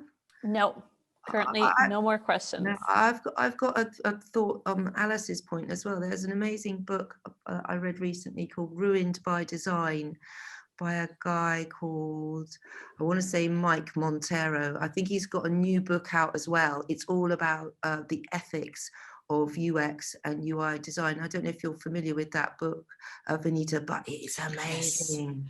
Yes. Yeah, amazing. I've seen the cover. It's sitting on my shelf. I'm just supposed to read it or listen to it like I do. Anyway, that's a hot tip and a great question. Could I ask a question of Keith? Because Keith, you've been quite quiet. I've been quiet. That's my default setting. Down there. Keith, I just want to also clear up that when we did a sort of country count from what you sent us, there were in fact 15 countries. When we edited the film, we put that on there. So I didn't want you to feel like we were being disingenuous. No, not at all. But I did a bit of research just this morning, actually, and to date, and I'd be interested to see if you had any thoughts on this. We have cases of the dreaded COVID. It was 110 million cases, approximately 108 million of those recorded cases have survived, and the top global I'm going to say this wrong, epidemiologists, whatever, the guys that deal with viruses, reckon that there's billions, probably a billion, if not more, of people who have actually had this virus with, and they've been either not recorded or asymptomatic. What do you feel, because you work in advertising and outdoor advertising, that we can do as a creative community to change the way that our media behaves and the way that we can, and it's a big question, but and the way we can stop this constant fearful nonsense that we are fed every single day from every single channel? Well, the point is that things are evolving all the time, right? So going back to the COVID recovery campaign, we recently had a new request to run the campaign in a new market. And we went, obviously, we do our homework, we went double check the data. And what's interesting is that the World Health Organization has stopped publishing recovered figures. So, but there's probably a good reason for it, right? And so we got to thinking, why would the data no longer be available? And it's possibly to do with the fact that COVID is now just something we have to live with. It's accepted as something we have to live with. And so if we kept on running recovered figures, when do you stop, right? That's the question. At what point does this become a redundant campaign or redundant thought piece? And at what point do you move on to the next thing? So the real question is what do we do next, right? How do we take this current situation, and how do we continue to look for the positives within it? It's not easy, not easy at all. But the World Health Organization, in stopping the data, have forced us to do that very thing. We're going to have to get our heads together and see what else we can do next. There's a nice new brief. Yeah, we talked about this already. Like, how can we get the climate crisis in front of billions of people? And I very much agree with Tim. I don't think we should be too shy about being a lot more forthright, being a lot more direct, about being a lot more abrupt in how we address some things, because we have predominantly become far too compliant for the most part. We listen to whatever media channel you choose to listen to, whether it's CNN or Fox, and you take it as gospel. You don't do enough due diligence to find alternatives. We don't do our homework. We're inundated with information, and we have to find time to really get to the bottom of what is the truth. Hard thing to do. Amazing. So any last top tips for our audience around actions that they can take? Because this conference is not about hot air and bullshit. It's about people actually changing their behaviors and moving things. Has anyone got any last thoughts before we go into the break around how people can change stuff right now, right here, decisions that they can make that will make a difference in the world? Well, I think, one of the small things I did, right, and again, all this is, and again, Tim has alluded to this. You can't fix everything. You can do what you can do, right? There's no point in us or them. That you can only take responsibility for the things that you can immediately action yourself, and that may be how you address the recycling issue within your own household. But for us, especially with a 12-year-old child, we have banned anything to do with Facebook, because it's a toxic platform. It is doing society a disservice, in my opinion. It's something we can address, and it's something we can make a decision on and action as a family, and so we do it. And it boils down to that: you can only do the things that you can do, and those are the things that you have control over. So do them. Don't sit on the fence anymore. Do it. Amazing. I think a really good place to stop. So I'm just going to share my screen again for a minute, and hope this works, having all our amazing technical. While you're sharing your screen, I just something that I forgot to say earlier, which was, please just be really interesting to know, who you all are. So, do put your names in the chat. Tell us where you're listening from. Tell us what you're doing. What are you studying? What area of sort of creativity you're involved with? Be really interesting for everyone to see and share. Sorry, Chrissy. No, thank you, Barlow. Thank you. I should have said that, or we should have said that earlier. So we're just going to run a kind of 20-minute film. The start and the end of the film, an amazing guy called Mark Shayler. I don't want to give him a title. He runs an organization called APE. He's good. He's done some shorts, so two short films at the beginning and the end of this film. We will be back around about 10 to tech willing, and we just wanted to say thank you to everyone who's taken part, who's shown up, who's listened. Thank you for your patience if you had issues getting in the room this morning. As you can see, we had the fire alarm. We have a lot to be thankful for, but most of all, we're really thankful for your for you allowing us to speak, listening to us, to all the speakers who have given their time, precious time, and we'll see you on the other side of the break. So yeah, we'll see you very soon. Thanks everyone. Bye. Bye. Bye. Coffee cups. Caused a storm about 4 years ago. I did the TV show with Hugh Fearnley-Whittinstall about the environmental impact and the recyclability of these things. And this brand in particular came in for a bit of flack because they'd written on the outside recyclable, but in reality it wasn't recyclable, because the lining of the cup is made with something called low density polyethylene. It's a very thin layer of plastic does a brilliant job at stopping the coffee running down your arm. It's exactly the kind of thing that we need, but it hinders the recyclability. So I was interested to see what has happened to this cup. And look, this brand, no different from any other, really good in-store recycling services available, and that's fantastic. They do something with this. But if you take it home, if you take it out and about, what do you do with it? Well, the lid, polystyrene, not expanded polystyrene, just normal high impact polystyrene, the kind of thing that we used to make yogurt pots out of.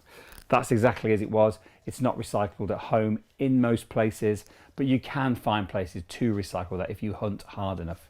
The cup itself, well, it now says this cup is made with plant-based materials. That's interesting, thinks I. I'll have a quick think about that. So does that mean they've removed the polyethylene from the inside and replaced it with a plant-based alternative, something like a polylactic acid, a PLA-based alternative? That must be what they've done, I thought. So I checked and I asked, and I was wrong. It's still lined with polyethylene. Now, you need to line it with something, or you need to drink your coffee inside. But you need to line it with something if you're going to take it outside. So they're using exactly what they used before. And, you know, they can recycle this internally, and that's fine. I'm not going to criticize them for that because they're doing their best, as all of the chains are. It's a tough challenge. And frankly, this is our fault. We want to walk away with a coffee rather than drink it there. If you go to Greece, if you go to Italy, it doesn't happen. People order a coffee. It takes about 45 seconds to make. They drink the coffee. They normally drink espresso. It takes about 45 seconds to drink. And there's no need to have a takeaway container. But the way we choose to consume coffee is on the go. And therefore, we need a different type of packaging solution, but it really isn't solving the problem. So my advice, if you want a low impact coffee, drink it in the store. And while I'm on the subject of coffee, when you look at the carbon impact of a coffee cup like this, it's about 34 grams of carbon, CO2 equivalent. When you look at the carbon impact of the latte inside it, it's about 340 grams of carbon. What does that mean? What does it matter? Well, if you throw more than 10% of your latte away, you might as well have used a second cup. Where does that carbon impact come from? Is it the boiling of the water? Is it the shipping of the coffee? Yeah, to a small degree.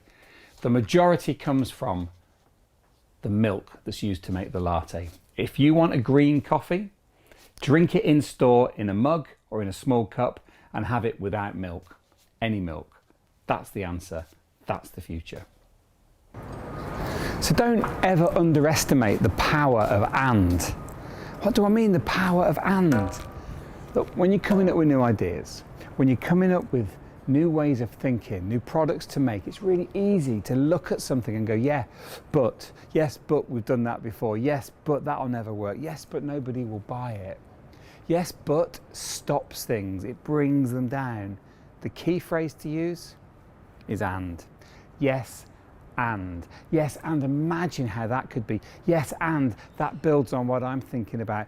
Yes, and that's a better future. The power of and is underestimated. Hello everyone and welcome back. I hope you enjoyed our super cheesy music that we specially put on for you.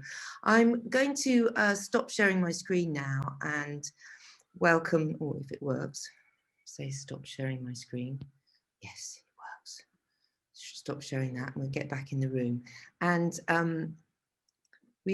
wow, yes, we've got everyone we need here. This is amazing because I couldn't see some people. So we've got a number of people speaking this afternoon. I'm just going to, I know this is a bit housekeeping, ask you guys to the Alexie, Ella, TJ and Patrick. I'm going to ask you to be co-hosts so we can see your faces. You can put your videos on. Please put your videos on because we're filming this and it's lovely to see your faces. Thank you so much. So I'm just going to do that very quickly. And we moved you from the kind of green room earlier. Sorry, I hope you didn't think that was rude. We're just sort of managing faces on the screen. I've done the same for Patrick and here for TJ. You should be all being asked to be made co-hosts. So we should be able to put our cameras on. And Jess, I don't know if you're still with us, whether you can do the same. So we have a lovely full screen here. Welcome, everyone. How lovely to see you all. Yes, it's amazing, amazing, amazing. So without further ado, I'm going to kick off this session with a dear friend, actually, if I'm allowed to call you that, Graeme. A dear friend and an amazing, amazing human being who is going to chat to us about his work as an award-winning photographer. He works a lot with The Guardian, and also he's been responsible for covering major sort of humanitarian crisis and war crisis as well. So Graeme, I hope you don't mind. I'm just going to really let you tell a bit about your story and just remind everyone on the panel that this conference is about empowering tangible change. So at the end of each of your sort of comments and shares, please leave us with at least one thing that everyone can do to make a difference in the world. So Graeme, I'm going to shut up. I'm going to let you speak to us. Thank you very much, sir. Thanks, Chrissy. So yes, my name's Graeme Robertson. I'm a photographer for The Guardian. I've been working for The Guardian for almost 20 years now. Before that, I worked for the New York Times, covering mostly wars and famines across the world. The reason I got into photography was that I really thought that I could make a difference. And I really looked to try and find an area in photography that I could have some sort of influence on, and something that I could learn maybe a little bit more about the world. I think that the media still has a huge role to play. Even in my 25 years of being a photographer, things haven't really changed that much. The media still, people still look to the media for opinions, guidance. For example, only recently I did a story in the ICU in London following 3 student nurses and showing what the coronavirus was like for people working in the ICU, and that had almost 750,000 unique views across the world in 2 days. So you can see that, and then the week before that, I did a story on families working from home, shooting them through all the windows, and that had almost 500,000 in just over a week. So that's not world news, that's not me covering a famine, a war, an election, a World Cup. That's really quite localized stories, and still almost 1 million people in a week has looked at what I've done. So the role of the media still is very much in my hands, and I think that it's very much up to people like myself to come up with the ideas and come up with stories that can enhance what you think of the media, and to also get a message across about change, about how you can make small changes, or because people then see that, and people then maybe change very small things in their day-to-day life that they have seen. So my role is still as important as ever, I think. Thank you for sharing that. And I'm not sure if you were present in the last part of the conversation where we were talking about the role of the media and the sort of the fear and the anxiety and the stress that we are generally fed, not by a lot of news channels, and how that affects, you know, our mental health and our immune system and so much about our lives. What do you think we can do as citizens to encourage media channels to stop the constant drip, drip, drip of drama? I recently read a book called Humankind, which was absolutely amazing, that talks about how humanity, we are, you know, sapiens are basically really kind, we're good. And yet it's a sort of, since the agricultural revolution, we've cast ourselves as like evil, if you like, and we're not. We're fundamentally. The problem is, Chrissy, is that what society do you want to live in? Do you want to live in a society that has a really strong, very outspoken media? Or do you want to live in a society that you're fed complete lies? And I mean lies on a completely different level. Or you're not fed anything. You know, so on one hand, we're very lucky to have the media that we have. You know, whatever you look at it, you know, however way you look at it, we're very lucky to have that strength. You go anywhere in the world. I travel all over the world. The moment you start talking about the UK press, people are scared. Is that a good thing or is that a bad thing? Now, we would be happy to use that if it was for our benefit. So why aren't we using that for our benefit? So there's two ways to look at it. You can look at it that it's bad that we've got that side of the media that's strong, that's outspoken, that's fierce, that people are scared of. You know, well, I'm proud of that. You know, because you can use that. You can use that to your benefit. You can make sure that you're getting the proper stories across, the truth across, you know? Like, not once, I've been at The Guardian 20 odd years, not once have I done a story that's not been completely true.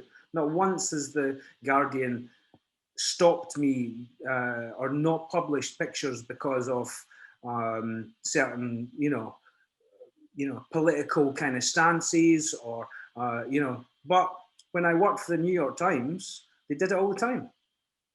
So, how, you know, like, and that's the New York Times. So they would say, oh, that doesn't make the American army look good. So let's not use that. So listen, you know, so people will look at the UK media and they're scared of it. I don't see that as a bad thing. I see that as a positive thing, you know? Like, if you're just listening, if you're just reading the Daily Mail every day, then that's up to you. Yes. That's up to you to decide what you want to believe and what you pursue in your daily kind of quest for knowledge, you know? But would I get rid of the Daily Mail? No, of course not. You know, that's not what this country's about. This country is about everyone's got a place, everyone's got an opinion. That's good. You go to Russia, yeah, and you talk about the things that you're talking about, your panels are talking about. You'd be in prison the next day. So we have to be careful in this country when we always slag off the media, because without the media, you would be without that strong, hard hitting media, you would be lost. You would think, oh, I wish we had it. I wish we had that back. So everyone's got opinion. Yes. I mean, we do have people in the room today that are from different parts of the world. So it's great to have that perspective as a Brit, if you like, and feel grateful for that. Could you talk to us a little bit about your sort of journey and your story into sort of doing, you know, war photography and humanitarian coverage and stuff like that? It was all a big mistake, no?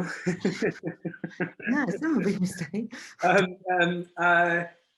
I was asked to launch a company called Getty Images. Getty Images are obviously a humongous company now, but that just makes me feel quite old because it was quite a while ago. Getty Images was an entertaining sort of red carpet company, and they wanted to start a news part to their business. So they asked me and another photographer to start a bureau, and then the Iraq War happened. So we decided that I would go there and cover it because Getty Images news was new and we needed to be there. It was the biggest story. And then 6 or 7 years later, I was still doing it. I found myself just covering it because I had to. I was asked to do it. But then I fell in love with it. You know, I fell in love with that kind of journey. Ended up becoming the Middle East and African correspondent and traveling across the Middle East and Africa for many years. And just sort of found myself covering these things, which I said a few days ago in a conference for The Guardian that it's a privilege to be put in these situations because you can then have your own opinions on things. As you know me, I'm quite an opinionated person, but I don't have opinions on things that perhaps I'm very evidence-based person. I like facts.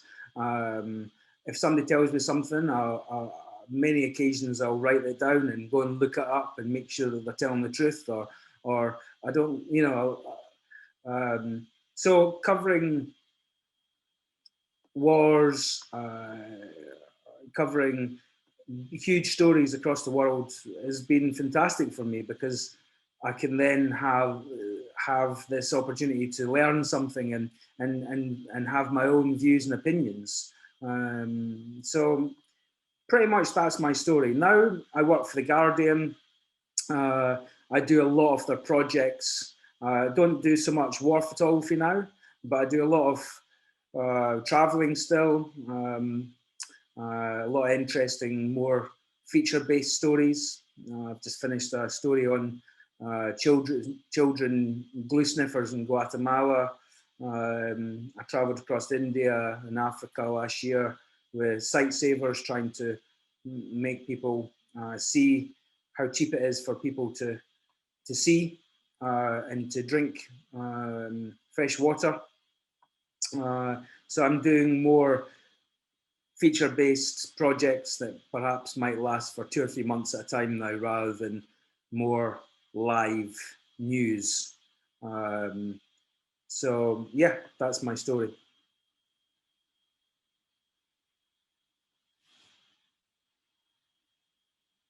Oh, I can't hear you. Sorry, I'm mute myself. What was interesting about what you said for me is this, the idea of choice, which we were banging on about yesterday, and we are privileged in this country that we can choose to, you know, read certain things or eat certain things, and ultimately that choice lies with us.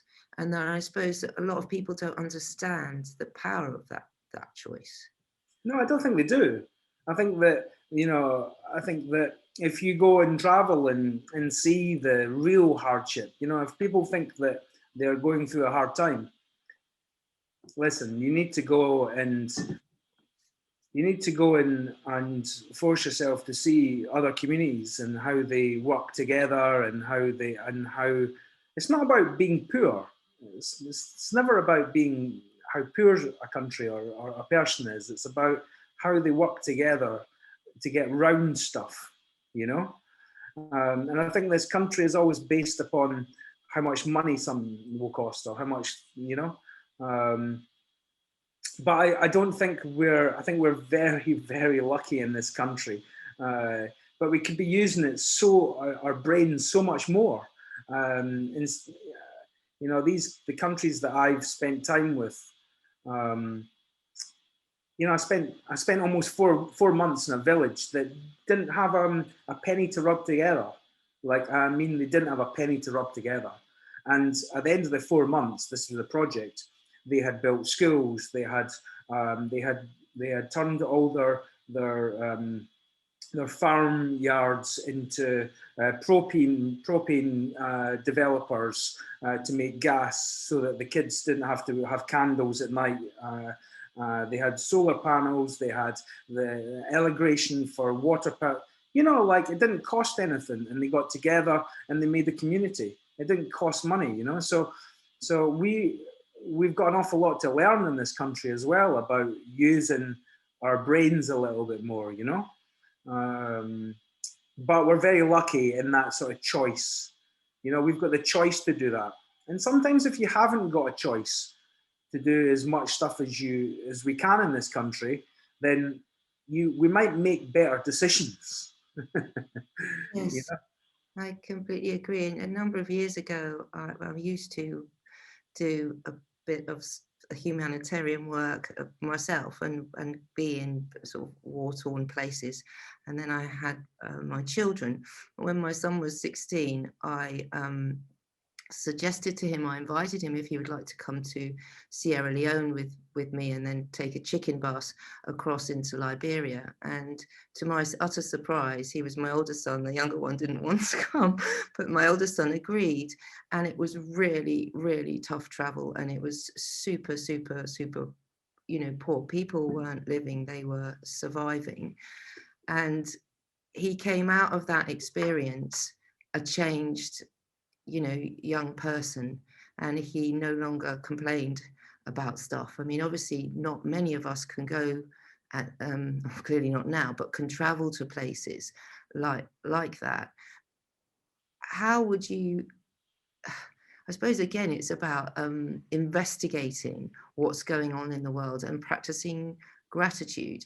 It's individuals too, though, no? I think that if individuals, like you've just explained, if individuals had that experience of change, then they might come back to this country and look around and actually think, God, you know, like, I was kidnapped in Baghdad, and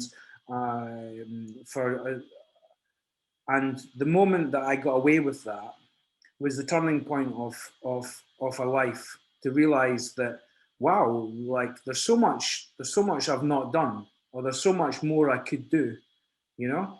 And you realize when you come back to this country, how amazing country, especially if you're just about to get your head cut off, you come back and you realize how an amazing country this is. But then you start looking deeper into this country and realize that it could be so much better, you know. Yes. And I don't know if there's, you know, I would love people to go and see another world and come back, you know. And I think that it should be compulsory in some ways, especially maybe in the engineering and the you know, in a lot of fields. You should go and work in a different country for a few years and bring back that sort of, you know, these other ideas to this country, to make it, you know, to change. It needs to change. And based on like a lot of the things that you said as well, I really love a lot of things you said. As someone who's from Canada and has never been to the UK, I would also just love to know, what do you think that North America can do better to be more in line with a lot of the things that are happening in the UK that you think are being done well? Or if you think it's the next way around, what can the UK do better to be more like North America? Like, whichever one you think. Thanks, TJ. Well, I think that there's so much that Britain can do. You know, one thing that really annoyed me, I did a story very recently about how Britain sends all its rubbish to Sweden, and Sweden then sorts all that rubbish out, burns it, and then sells that electricity that they've made from our rubbish back to the UK. How does that make sense? Mm-hmm. You know?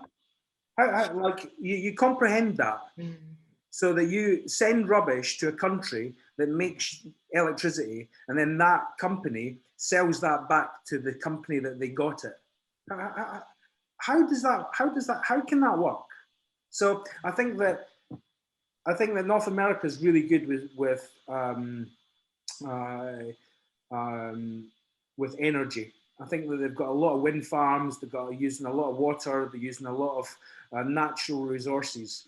And this country, especially in the north where I'm from, has got the best, the best opportunity to be putting wind farms and water farms, all over the coast. We would not need to send or buy our energy in from other countries, because the future's energy, the future's water, the future's energy.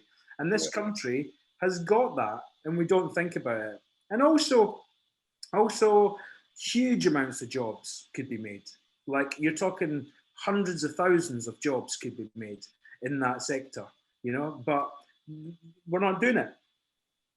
Why? So I don't know. You think that will really, when you think it will get to a point where that will be a larger part of the UK and of Britain as a whole? Like, when do you think that? Well, I think it will be a huge part of Scotland. Okay. It will be a huge part of Scotland over the next 15 to 20 years. Scotland had oil, and that now is finished, and they're really looking into how to enhance because Scotland hasn't really got much except for rain, wind. So I think it's going to take a bit of time. I think Great Britain isn't that great anymore, but we still think we're great. Yeah. I'm going to have to stop us there if that's okay. Thank you so much, TJ, for that. We're going to do some Q&A with everyone at the end. So if that's all right for you to hang around, Graeme. We're going to ask everyone at the end also if they can share, as I said, their top tips for how we can create change. And that segues, thank you so much. That segues really well. Yes, clap to Graeme, but you're not going anywhere, are you, at the moment, sir? Because we haven't finished with you yet. Thank you for those puts. But TJ, you've already introduced yourself, and you're our next person, people. But we've got you here. I hope this works. Oops, there's a lot of clicky noises. Doesn't appear to be working. Oh, the joys of I can't see the keynote. That's kind of weird. Give me a second, guys. Keep chat. Actually, why don't Graeme? You just keep chatting while I mess around with the presentation that seems to have disappeared. It's quick. Graeme, I've got a question for you. What's your most memorable story that you've shot? I'm sure kidnapping is up there with the most memorable of them, but the first one that springs to mind whilst Chrissy is doing tech. You're on mute still. You're on mute, Graeme. You're on mute still. I'll ask him to unmute. Can you unmute? There you go, mate. Okay, can you hear me? Yes, we can hear you. Thank you. With kidnapping, the kidnapping, that's a whole different. That's a nightmare rather than oh dear. If I had £1 every time somebody asked me that, that would be. I've covered a lot of things. I did spend about 3 months covering doing the Red Nose AIDS Day, traveling and following AIDS victims all across Africa for over 3 months. This was a fantastic project that I did quite recently. Something that, after my experience over the last 20 years, it's quite hard to hit me hard, to make me really kind of suffer. This made me suffer. This was a very, sleepless night kind of stuff. So I like things that make me think. So that was something I enjoyed recently.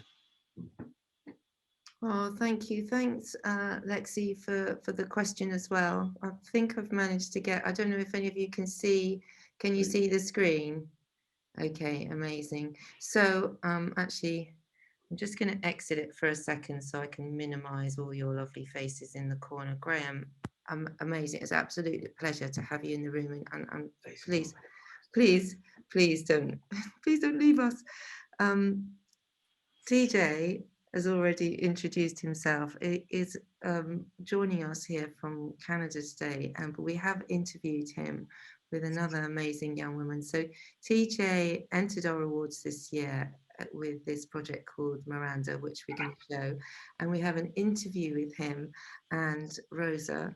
Rosa is another one of our award-winning graduates from the past. She's also the founder of something called Mindex that she's going to talk about. And I'm going to just run this film. You can hear them in conversation, and then TJ, after the next set, we're going to open up the floor, and we'll be asking you questions this time. So perfect. Yeah, if you put yourself on mute just in case, that would be amazing. I'm going to do the same as well. Here you go, guys.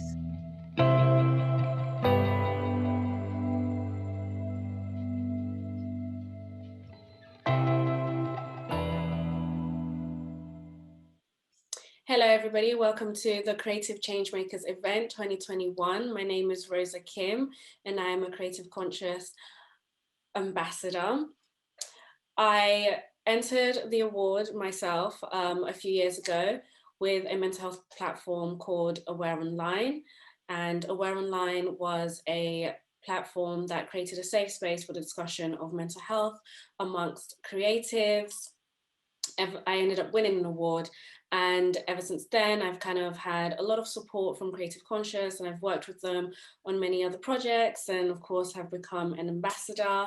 I've actually had the chance to rebrand the platform recently, and we now go by the name of Mindex, and we offer even more services and more support, and we are just a refined version of what we used to be. Today I'm sat here with Taylor J. Edwards, who is a Gold Award-winning Creative Conscious member, and he has created an amazing app.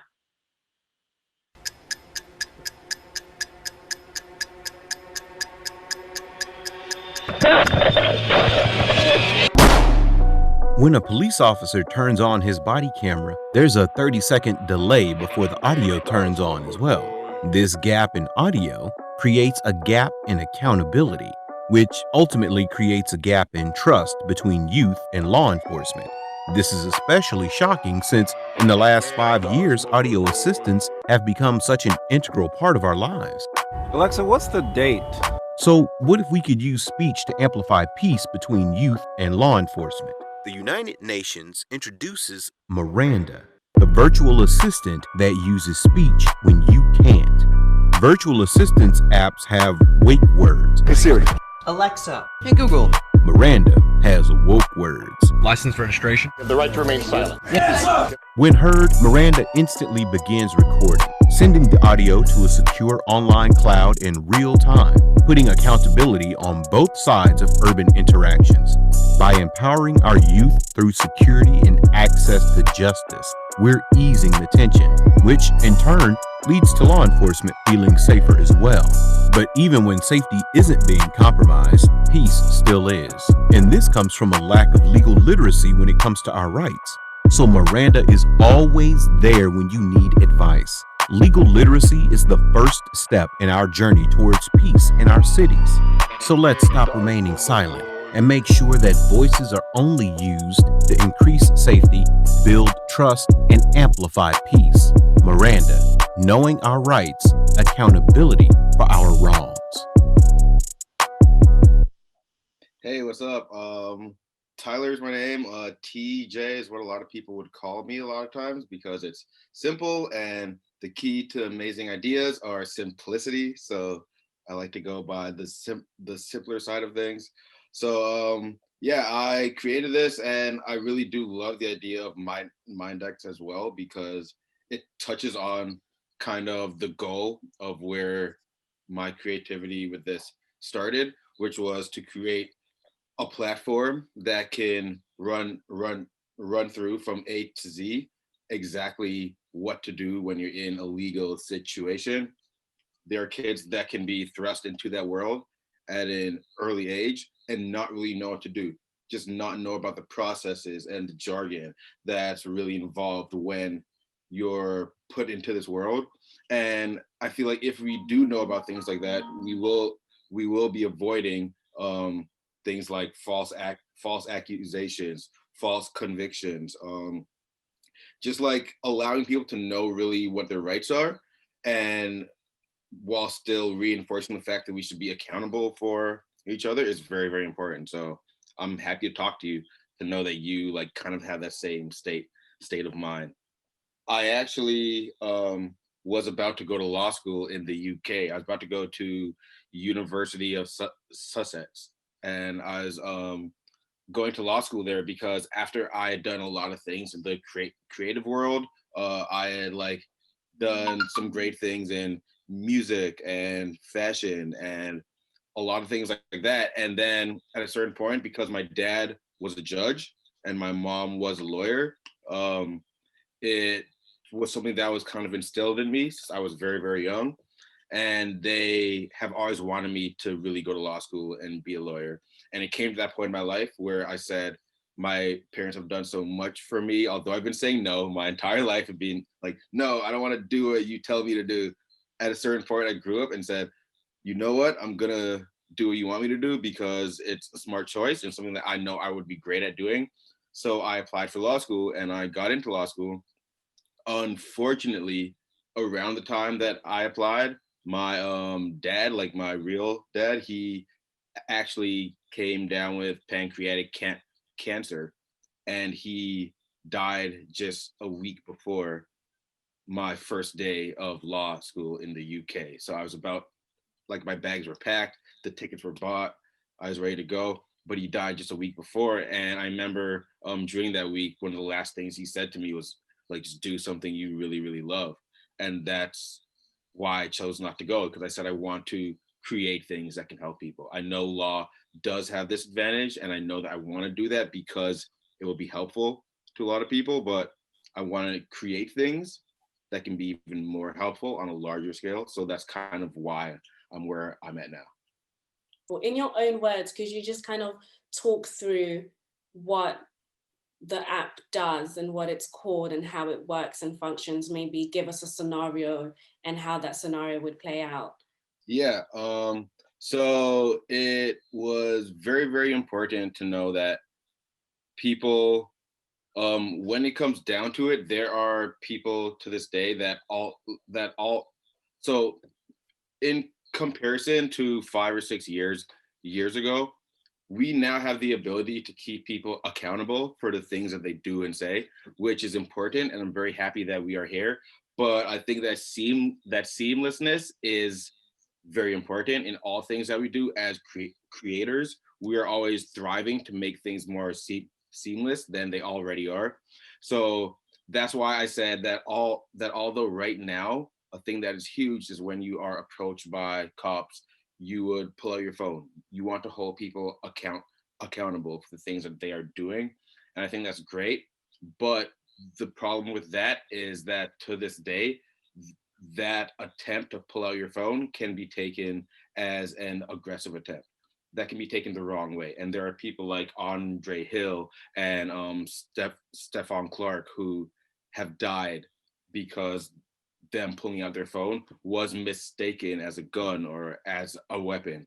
And I wanted to create a thing that allows you to feel confident with doing that, but in a seamless way. Because when I talk to my brothers and my sisters and my friends all the time about these police interactions that they might have, it's very tough.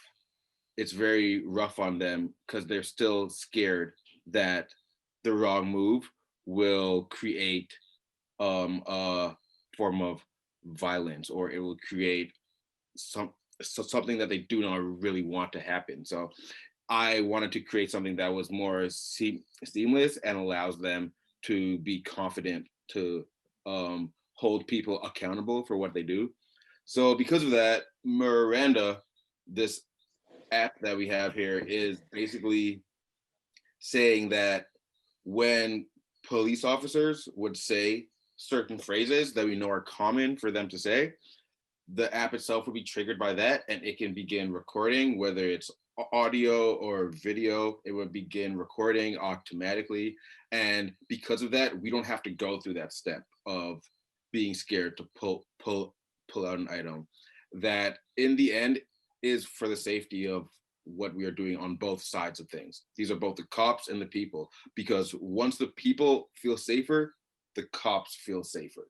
Each time that a police officer has fatally shot a youth who was not armed at all, it might not always necessarily be because they're a bad person. It's because they're scared. They're scared. They do not know what this person has or what this person does, which of course is wrong when we speak on this, but it comes from a form of like empathy to know that it comes from fear. And we have to acknowledge that first. And by acknowledging that, it's our goal as creatives to know that we have to make a thing that, of course, like when it comes down to it, they're still doing something that's not right, but we have to take the steps, the preemptive steps, in order to make sure they don't do that. And for me, that preemptive step was destroying the fear that they might they might just have. So that was what we attempted to do here, kind of completely destroy the fear that they have so that no one could do these quick movements and actions that can force a police officer to really test their hand. So, yeah. Can you tell us why you chose to use your talents for social justice in particular? Because there's no other option. I cannot imagine a world where someone has a honed in power of creativity and not using it to help. I don't get that. Like, my brain cannot comprehend that. So I would not want a world where I'm not being creative to help. We need to help people more, especially creative people, especially. I totally agree. And I hope we just have a little bit of time. I just want to ask you, what advice would you give to young creatives who are looking to create a social justice project? The advice I would give for that, I would say it's very important to go outside of your way of living. I feel like we're very in tune with doing things that would help the position that we are in or the position that we are blessed with. So as a Black male, it's very clear that I would want to do things that are important for the right of Black people. And I feel like it's very important for us to step outside of that. It's very important that you go outside of just the things that are completely relevant to you and go deeper than that and help the things that aren't completely in tune with the way that you live your life, so that we can all have a life that's very, very good and like simple and fantastic. Amazing. Well, thank you so much, Tyler.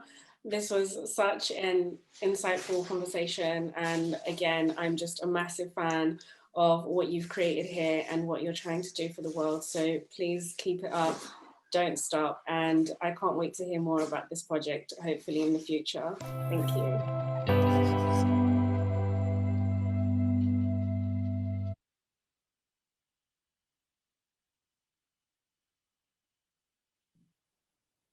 You need to unmute yourself.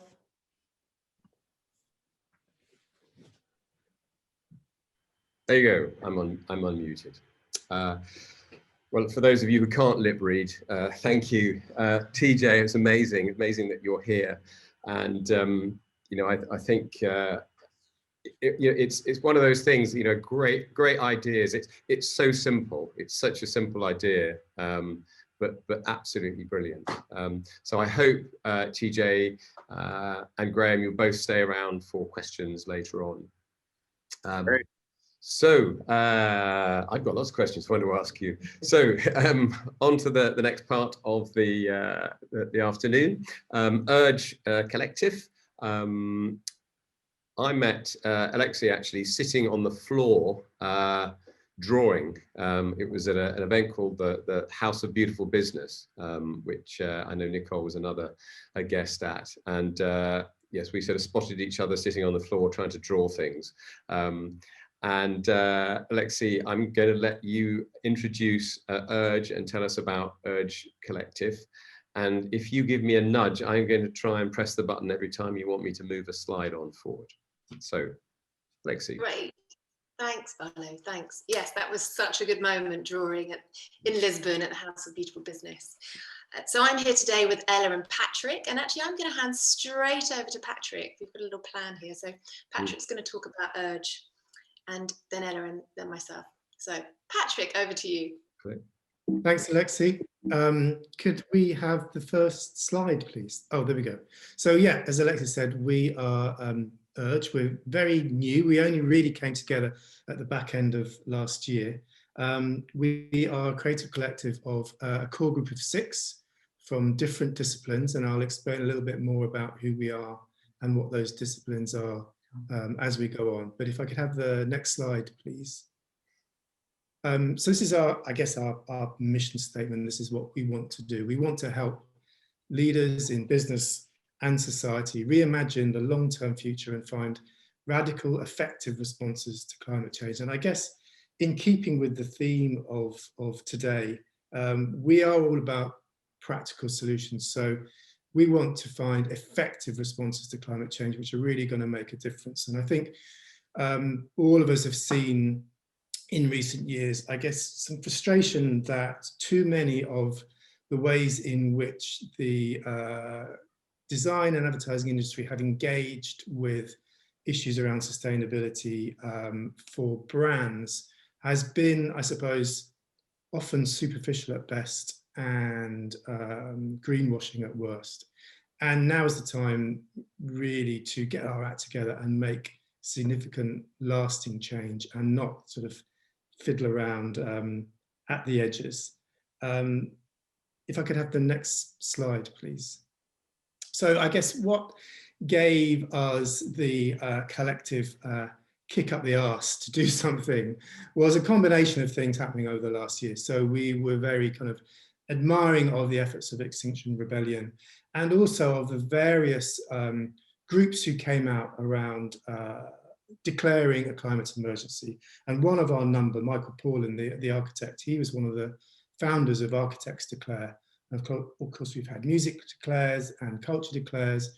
And I think that kind of led to a lot of the members of Urge who'd been involved in issues around sustainability for a long time and had tried at various times in their careers to bring the creative community together to take action, to give it another shot and to return to this territory with renewed vigor. And also, I guess, because we felt that now there is a genuine opportunity. You know, when you've got people like the Financial Times getting behind the idea that we need a reset, and we saw last year some of the biggest American businesses coming around to get behind this idea of stakeholder capitalism. Whether you believe that they are entirely genuine in that or not, it definitely does feel like there's a moment now that we can enact finally some meaningful change here, and so many organizations committing to really ambitious climate targets and science-based targets. We felt there was an opportunity here for some radical creative thinking to help those organizations really achieve those targets. And if we could have the next slide, please. So the way in which we want Urge to work is we feel we can affect things in 4 ways. Transformation, this is really, I guess, drawing a parallel between what we've seen creatives effect through processes of digital transformation and apply some of that to sustainability. So in the same way that organizations have tried to reimagine themselves for a digital future, how will we reimagine ourselves for a more sustainable future? And that's kind of a key question for so many organisations. Well, we would hope all organisations. But we also want to affect change around education. And we're talking there not just about formal education. Yes, we definitely want to get involved with students and academia and help to bring issues around sustainability and circular design, the circular economy into the curriculum, but also the education of professional practicing creatives and designers. And some of that could be around very practical things. Again, you know, it could be around the use of materials, processes. To give you an example from my own previous life at a magazine, Creative Review, we had an issue of the magazine where we went to great lengths to use a particular recycled paper on the cover, and we were feeling kind of quite good about ourselves. And then we decided, reasons best known to ourselves, that we would use a laminate on that cover. And of course, what we didn't think was by using that laminate, we render that cover unrecyclable. That sheet can't be recycled because it's got a plastic laminate on it. And it's such a kind of stupid thing to do.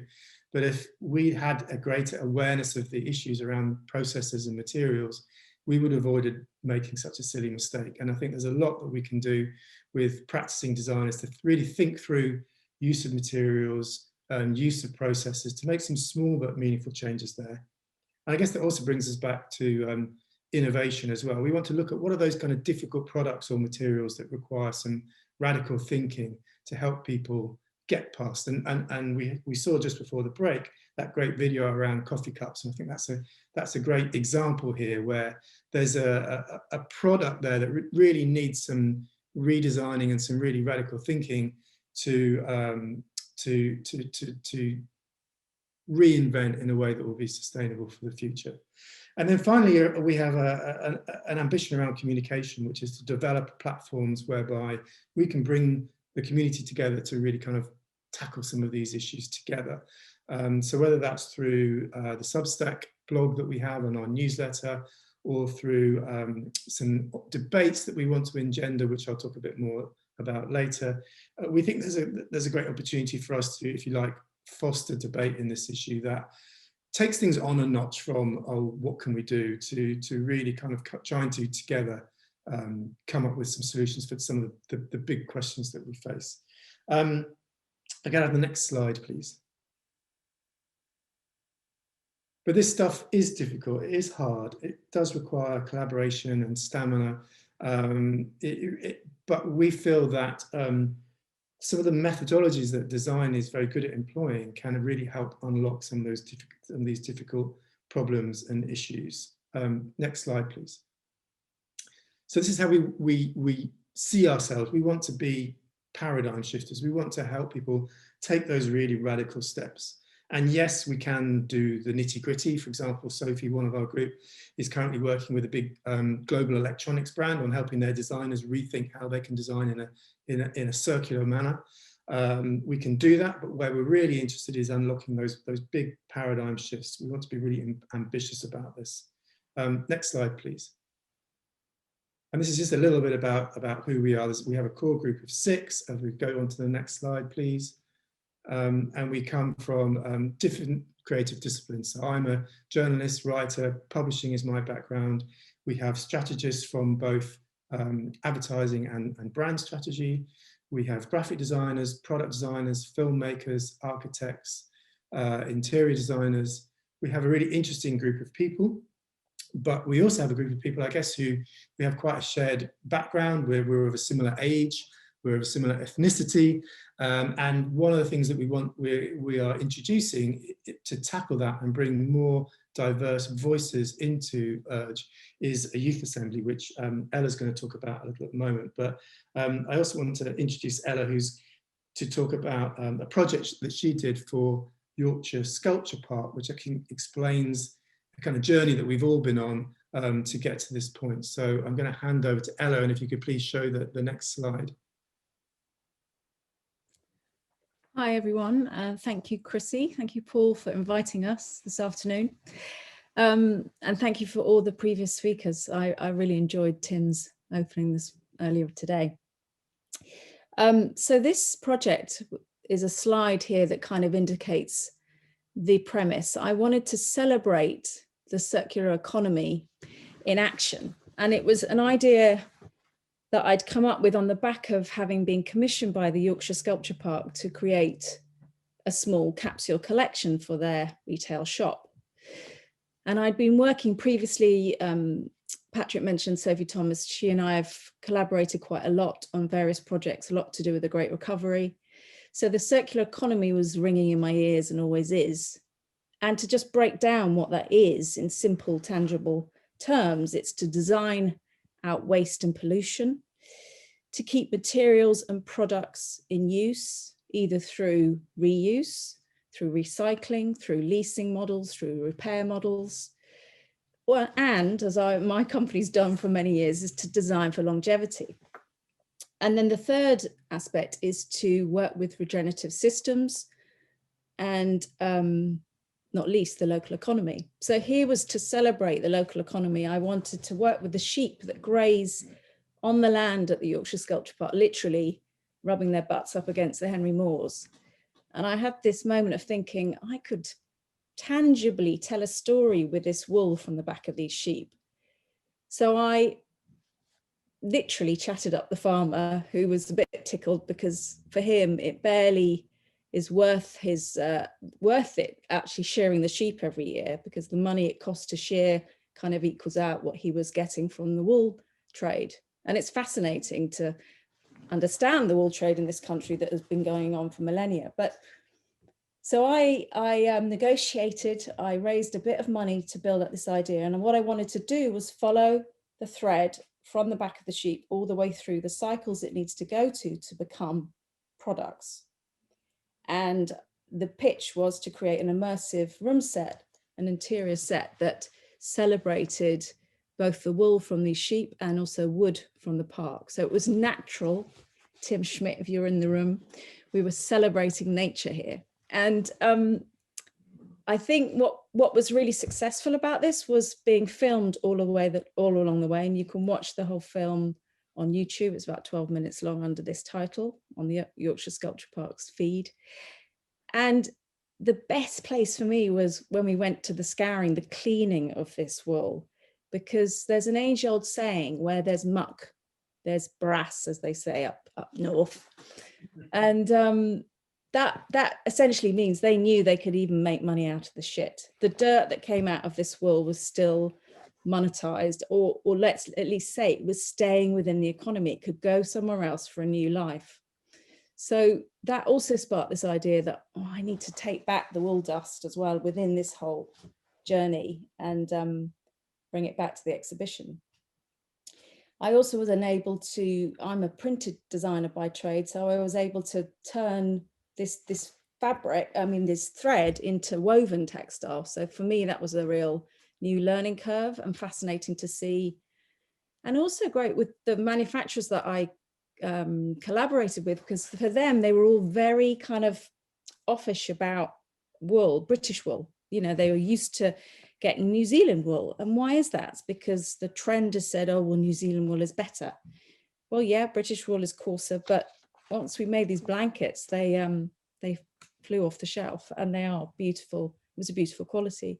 We made carpets as well. So there was a real story. And I guess the tangible takeaway, or the best for me, was that the public got it.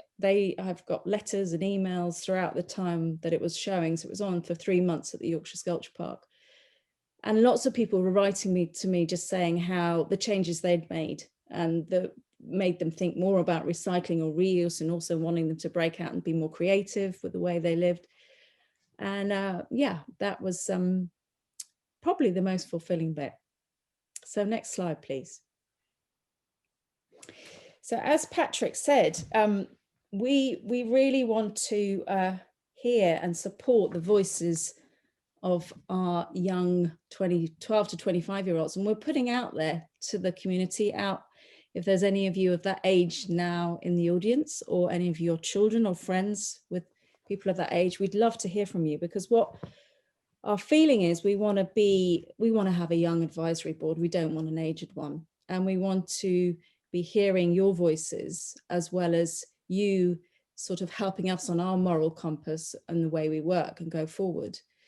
And I guess in return, we're going to be giving mentoring and learning. But what we're really wanting to kind of promote is this idea of creatives being activists and activists being creative. So to really push that forward and for us to support you and you support us. So please take a note of this email, hello@urgecollective.com, and get in touch. We're asking for a creative response. And you see that deadline, the 8th of March. What does it mean to be a good ancestor, for instance? What's your agency? We'd love to hear from you. Thanks. Next slide. And over to Alexie. Thanks, Ella. Thanks, Patrick. Thanks, Chrissy. Thanks, Paul. It's really great to be here. So my focus is design, sustainability and communication, and design from a visual communication space. So potted history, I was design director at The Guardian for Guardian Creative, which was looking at their commercial projects.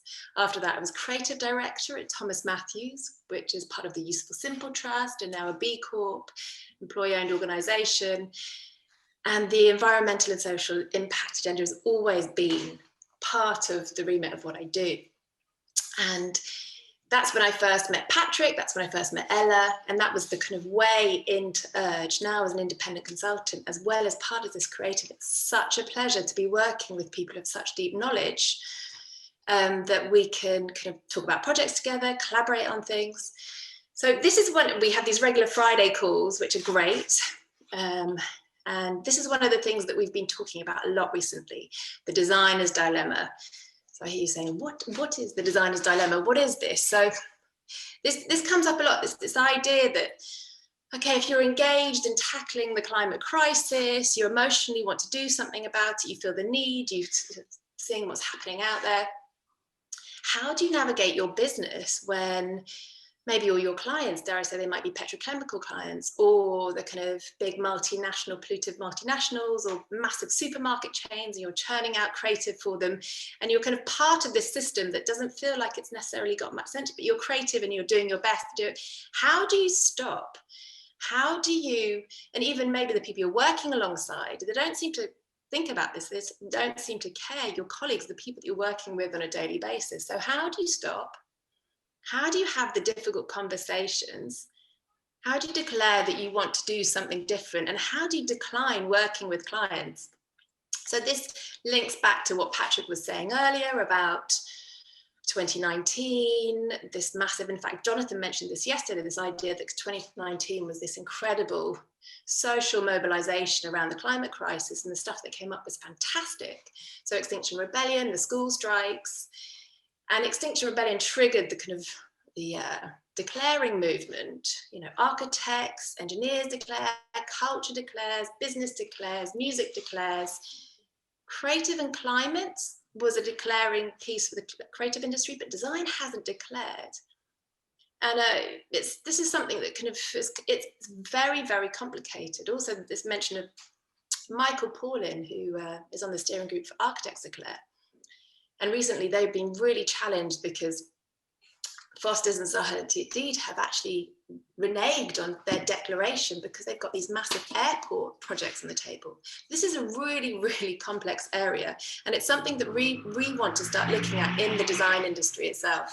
Motorbike going past, I don't know if you can hear that. So we're at research stage. We're talking to a few people around this. We were in conversation with the Design Business Association. And we want to hear from designers. We want to hear from designers who have this challenge. You're emotionally engaged, but you're not sure kind of where to go. What tools do you need? What resources do you need? What are you looking for to help you have these difficult conversations? We also want to bring B-Corp UK into the conversation because can you imagine if all design agencies in the UK were also B-Corp certified? It would just be incredible. We'd be further along that journey. And certainly with COP26 happening at the end of this year, the design industry itself has a role to play. And as a service culture, this is not just this is not just about kind of design, the designer's dilemma. This is a service dilemma. When you have a client that gives you a brief and you know that this doesn't quite feel right. How do you broker those conversations? So that's a really exciting project that we're kind of looking at. Alexie, we're running a little short on time, so if I can get you to wrap up in a minute. Speed up, yeah, no problem. So if you can go to the next slide, please, Paul. So this is I'll quickly whip through this waste stage. This is going to open at the Design Museum in London in October. The team there are looking at kind of this exponential consumption piece that now has resulted in this kind of mass waste era that we find ourselves in. And we're working with them in a guidance role. Sophie Thomas, who was mentioned earlier, one of the instigators of Urge, she is on their kind of advisory committee. And Tim Smit might be happy to hear this. We're doing an environmental audit with them. So we're having a conversation with them about how they lower the impact of the exhibition, how they can then create some benchmarking data to kind of develop for exhibitions in the future, how they can start engaging with visitors in terms of their environmental impact. So, and then also really exhibitions about how design can help us design out of this problem of waste, looking at the circular economy, you know, essentially this notion that waste is a design flaw. So that's one of the projects we're also working on. Keep an eye on our Instagram and all that sort of stuff. Okay, so with the call to action, this idea of big. So when I was thinking about this earlier, you know, be brave. I think I want to say to everyone on this call, you know, be brave, ask yourself those tricky questions and inform yourself so that, you know, choose an area that you're really interested in, dive into that. And then this, you know, just start growing things. This is one thing, certainly Tim was talking about this earlier, the capacity. If there's one thing we can all do to reduce our carbon is grow. So that's my big piece. And now I'm going to hand back over to Patrick to talk about our talk series. Thanks, Alexie. Well, I know we're running out of time, so all I want to say is just for people to keep an eye out for Urge Talks, which is something we're going to be starting up very soon, and we want to invite the whole community to come together and try and address some of these issues. Partly, yes, about the designer's dilemma, but also about our role in tackling some of the kind of significant radical paradigm shifts that we need to see in our societies. So thank you very much for having us. Sorry if we ran over a little, but please follow us on Instagram if you want to know more about Urge. Thank you. Fantastic. Thank you. Thank you, Urge teams. Lots to get through. Okay, so we're going to have a Q&A session now. And I don't know if any, Chrissy, I think you had a question to kick off. Do you want to stop sharing your screen so we can see everyone's face? Oh, let's see everybody's face. I think, do you know, I hope, can you hear me? We can hear you. Oh, okay, because we're in the same room, it might be a bit weird. I do have a question, but I wondered if first we could ask Lara or Jess if there are any questions from the floor, because I sometimes feel that us kind of panelists tend to kind of railroad things a bit. If you stop screen sharing, then we can see everyone's. We certainly have no additional questions in our chat, so feel free to use the chat as well if you have questions. Okay. Oh, there is one. How can we find Designer's Dilemma, Alexie? I said get in touch with Get in touch with us. Yeah, so we're still in research phase, and we're having this conversation with the Design Business Association. So kind of send us an email.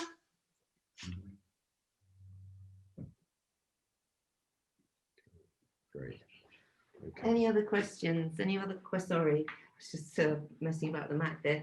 Any other questions to anyone? So we've obviously got Graeme in the room. We've got TJ from North America. And we've got the Urge team. I'm interested to ask Graeme about media and sustainability, because I mean, a lot of your projects look at social as well, but what are your thoughts about the media's role in sustainability and how it talks about it, essentially the climate crisis and the biodiversity crisis? What do you think the media should be doing more of? I think the media should be totally taking the lead in it. You know, I think they should be having more sort of space for it. You know, I think that I don't see enough of it. I don't know if you do. I'm sure you're a Guardian reader. I don't see enough of it, you know. The thing is, and I'll be very honest, it's always, I have a conference meeting every single week about ideas and future planning about things that are going to be happening month to month. And it's always spoke about. And it's very hard to find a balance to engage the people, you know. Sometimes it's a very difficult thing to photograph.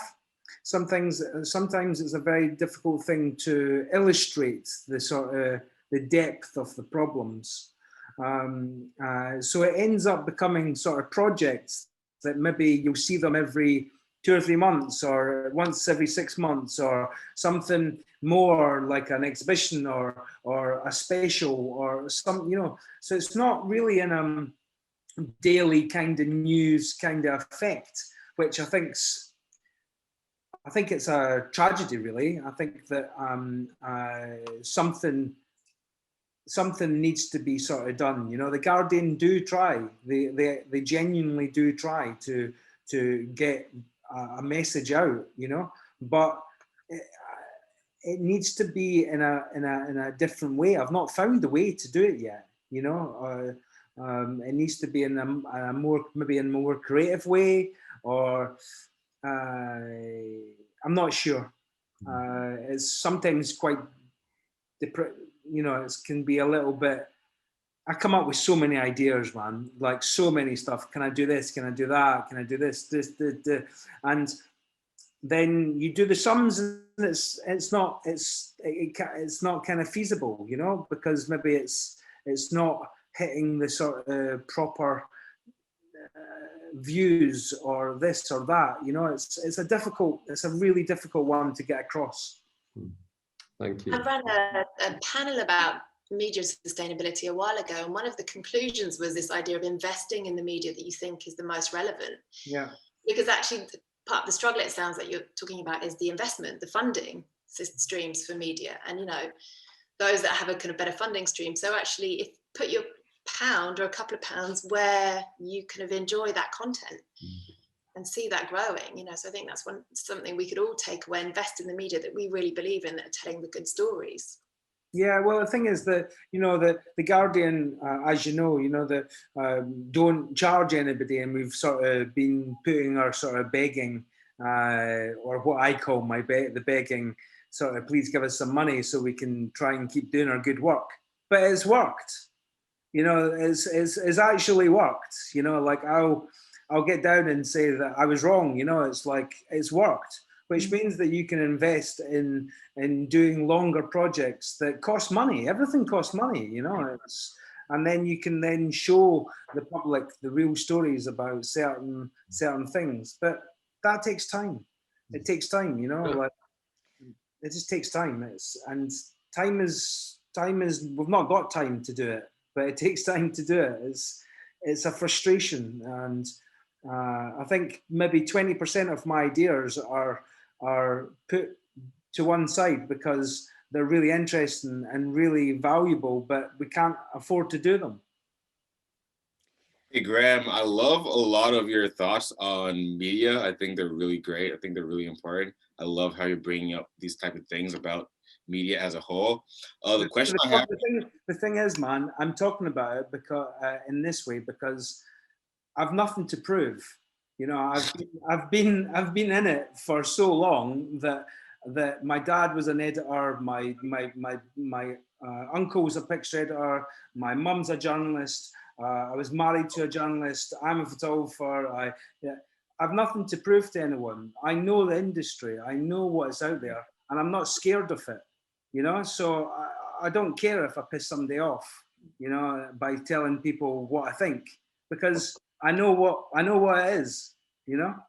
That's perfect. That's exactly what I wanted to hear. And like, so even based on what you just said, what do you think, this question might be kind of off kilter, but what do you think about the future of traditional media as a whole? Like, do you still see a place for it? Like, where do you think that's going? Like, where do you think media as a whole is going in the future? I just want to know your thoughts on that, because I just really like the way you think.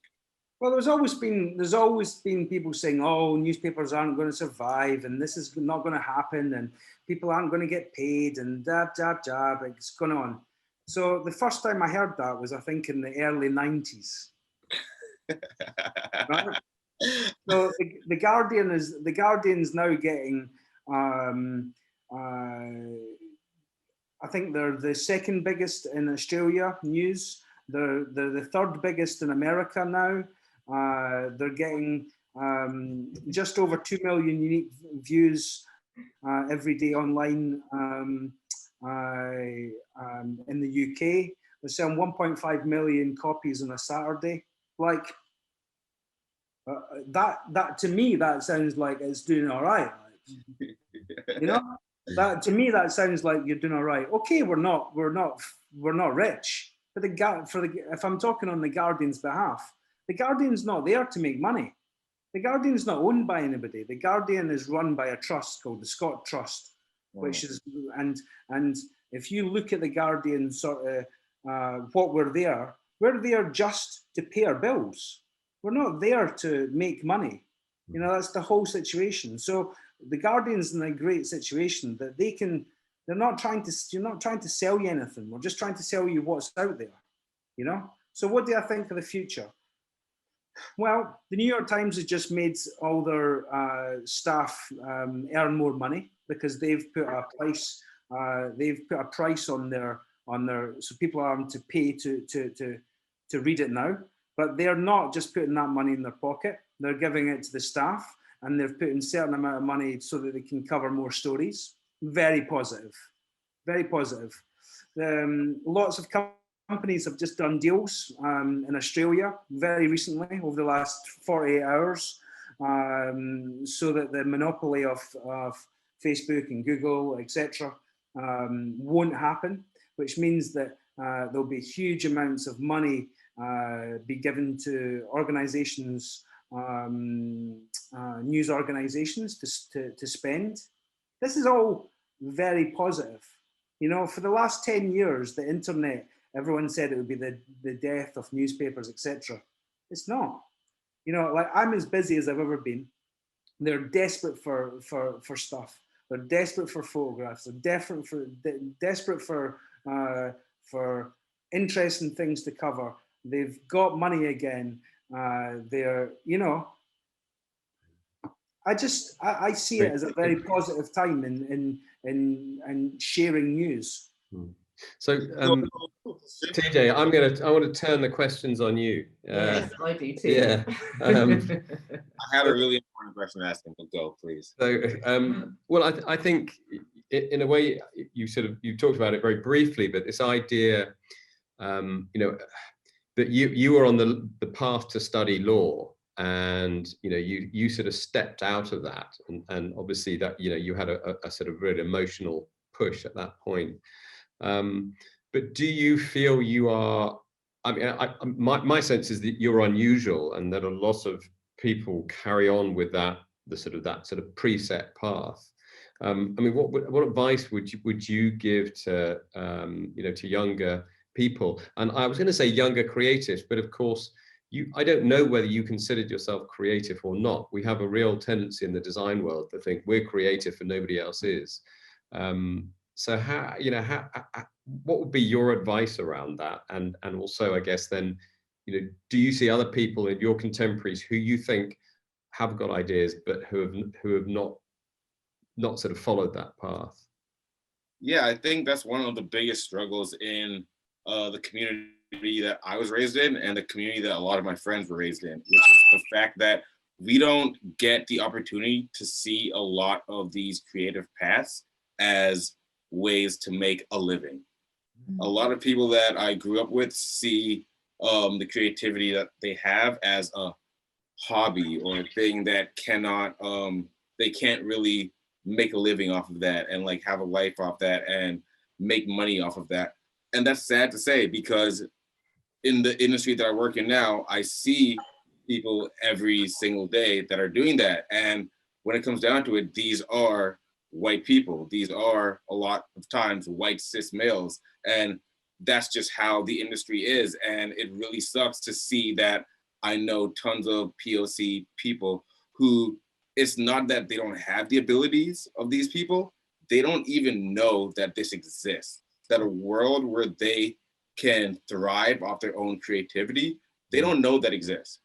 It's not because they suck at creating. It's not because they can't make amazing shit better than every single ad that I've made in my entire life.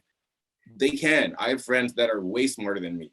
They just came from a place where they weren't given the opportunity to even see this as a viable thing. And the issue with that is that a lot of people don't get, as someone who knows people, I've spoken to my friends. I've spoken to people I've grown up with. And I've told them what I'm doing now, especially based on where I've came from. And I've told them what I'm doing now. And they're like, yeah, that's great. That's amazing. And then I would tell them, if you want to go to advertising school to do the same thing, I will pay for it. That sounds amazing, right? No one would say no to that. But guess what my friends say? They all say, no, I don't think I can do that. I don't think I have what it takes. It's that state of mind that's so inherent, that was built upon the structural way that our entire world works. Our entire world is giving a lot of people the state of mind where they think they cannot do things. So it's very important to me now that I show people that they can. That's the main thing. And I actually don't even know if I answered your question. I'm sorry.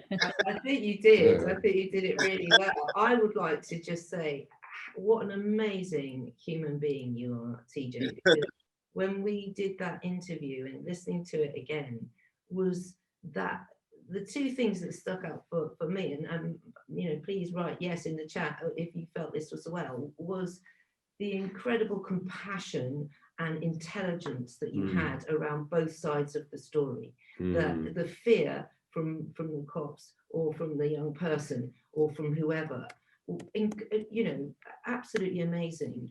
And the other thing was, when you were asked what piece of advice, it was to step out of your own world. And not many people think like that at any age. So amazing, hats off to you, mate, because you are really an incredible human being, and it's an absolute privilege to know you. And like, with that being said, I would like to clarify that as well. In no way am I saying it's very easy to do that. Like, I know how hard it is to step out of your world. So when I say that, don't feel challenged. Don't feel like, oh, I'm doing bad. I cannot do that. I'm not doing the right things. Don't feel that way. Make the small steps. Make the little efforts that you can to step out of your world. And that's all you need to do. I'm not asking you to tomorrow to completely go up to a homeless person and completely empathize with what they're going through. That's a difficult thing to do. And I'm at a point where I pride myself in doing that, but I know how hard it is. I know how hard it was for me to get there. So I cannot ask you to do that now, but I do for a fact know it's about the small steps. It's the little things. If it comes down to just seeing someone and just saying yes, saying yes. Thank you so much. Simply saying yes can do so much. So that's kind of where I want to like lay down the type of inspiration that I want to give people. Just saying yes. We haven't seen the last of you, mate. I know we're going to talk about another project that you're working on. Oh yeah. I'd like to ask a question to the Urge team, actually. And this is quite difficult for me to ask this question, but I'm going to take Graeme's lead, because I feel like I've been in the design industry as a designer for probably longer than you, or you three at Urge. And I remember having a conversation with John and is it Frederica, the two of your other partners, at the Creative Changemakers thing last year, and they were telling me about this project. And John, I think, sort of said, you know, what do you think? And I said to John, I said, don't waste your time reinventing the wheel, but really focus on collaborating. And what was interesting for me, because I didn't know, I invited you guys in the room because I knew you're amazing people doing amazing things. So it was really interesting to actually hear you talk through that. And the thing that stood out for me was, I think the first word you mentioned, collaborate, was it? I think it was an educate, innovate, and communicate. And also, Lexie, you asked for opinions as designers. What do we need? And so, as you're in your research phase, I need you guys to collaborate with us. Yeah. When you talk about integrating social and environmental into education, we've been doing this as an organisation for 10 years. Yeah. And trying to get people to collaborate with us has been near impossible. I was in a meeting, it might be as much as 10 years ago, with an amazing woman called Julia Groves, who started something called the Trillion Fund. And it was about getting people to diverse things out of fossil fuels. And it got shut down when the last government came in. And she invited me in the room to observe and advise, because I'm not from an NGO sort of style community, I'm from a design background. And in the room, there were people from, Friends of the Earth and, Greenpeace and loads of sort of companies that I didn't know, but they were working in this sort of space. And as I sat in that room, I listened to them squawking and sort of, getting upset that the government was cutting all the renewable energies. And I listened to them, and they all were after their own agendas. And it got me so upset and so frustrated that after about, I don't know, we had a break, sort of 2 hours or something, I just stood up and I said, I can't listen to you people, because you collectively have every single thing that you need, but you're not willing to share your data and your research and your funding. You're all in your own fiefdoms. Silos. Chrissy, Yeah, I love you. I love you, Chrissy. I love you. I walked out of that room probably embarrassed myself completely, but like Graeme says, this is my brave moment. So my question to you guys is, you want to integrate social environmental into education. Like I said, we've been doing that for 10 years. Why reinvent the wheel? Why not pull people in? And then we talk about innovation and collaboration. Well, lots of people are innovating. I personally, this is just my opinion, and you can tell me to, shove it up my bottom, but where I think that your greatest achievements could be, because you have an amazing group of people, real movers and shakers in the design industry, way more than, we or any of us can even imagine, the connections that you have, Patrick, and, it's just incredible. That I would urge you to look at focus of what you're doing on this last point, which is about communicate.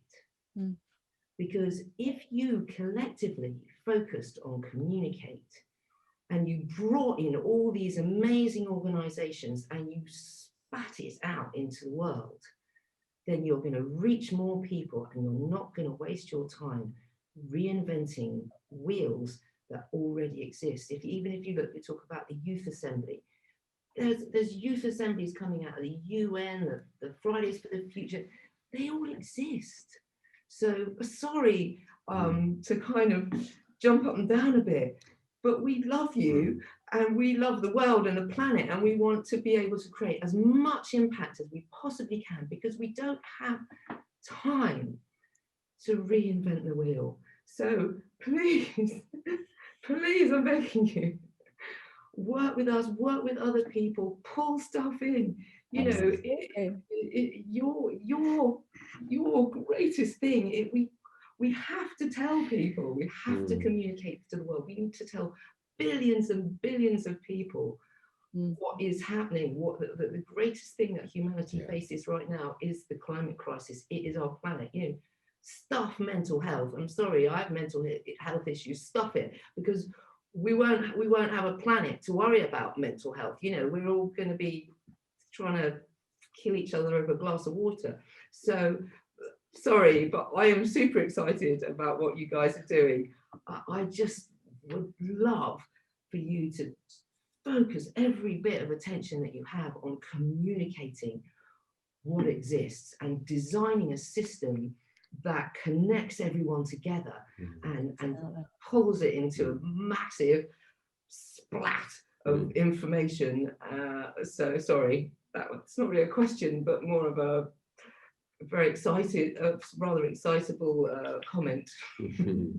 Sorry. And a great one, and I totally agree. I think it's one of the things that we've talked about a lot is that potential to use the connections that we have, the networks that we have. You know, the urge is about trying to be greater than some of our parts and really bring that together and to create this platform where we can raise the voices of everyone who's already doing fantastic work out there. So absolutely agree with that. And we're not trying to reinvent the wheel in that sense. It's just where we can have some influence, where we can make a difference around something like education in a very focused way.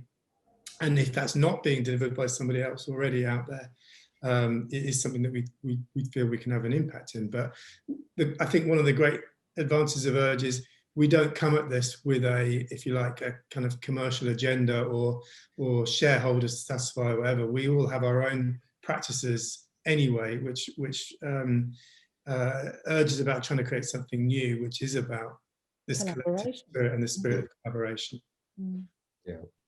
Yeah, and Chrissy, I completely agree with what you said as well. I think you're completely right. We do need to create that format more where collaboration is a lot of a more important part of what we're doing. But I also just want to let you know why this is not happening, although I don't agree with it. But the reason why it's not happening as much is because the simple fact is when it comes to creatives, there's a certain amount of ego involved with being and I see everyone shaking their head because they're all creatives and they know it's true. And to me, it excuse my French, but it fucking sucks. I'm not about it at all. That's not how I live my life. I create so that I can create people and show more people what they're capable of and increasing the power that we have inside of us. And it really sucks that a lot of creatives don't see it that way, but I get it. And it sucks that we're here, but I am very confident in the fact that we will get to a point in the future. It might not even be in my lifetime, but there will be a point in the future where creatives are creating for the greater good and ego will not matter at all. It's just about the love.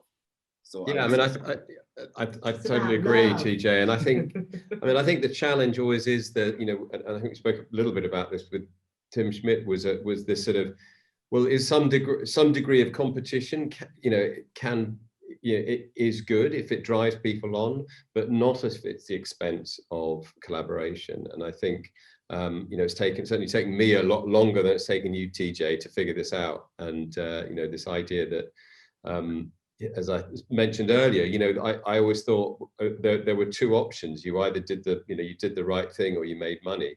Graeme has sort of followed what I thought I would do when I was at college, when I was into sort of photography and this sort of thing, and trying to tell stories in that way. But I am hopeful. I think that there are a lot of young people who have figured this out, who are thinking, no, we can do the right thing and have make a career of it. The only thing that worries me is that in our kind of me society, increasingly this idea of collaboration and teaching young people to work together in groups, in teams, it's one of the things we see with a lot of the entrants from Creative Conscience. We're always saying collaborate, work with people who complement your skills, because you come out of college with your portfolio and your stuff, but actually learning to, you know, we always say, learn what you're not good at as well as what you're good at, and then go and find those people so you can collaborate with them, so you can complement each other. So yeah, TJ, well done for getting there quite a few years before I figured it out. You are amazing, mate. I mean, if I thought like you did when I was your age. I'm hopeful that there's something of a shift happening when it comes to design and creative work. I'm hopeful that there's somewhat of a shift happening within organizations. So not design consultancies, not ad agencies, but within brands, within businesses, where the value of design is beginning to be understood more and more, beginning to be invested in more and more.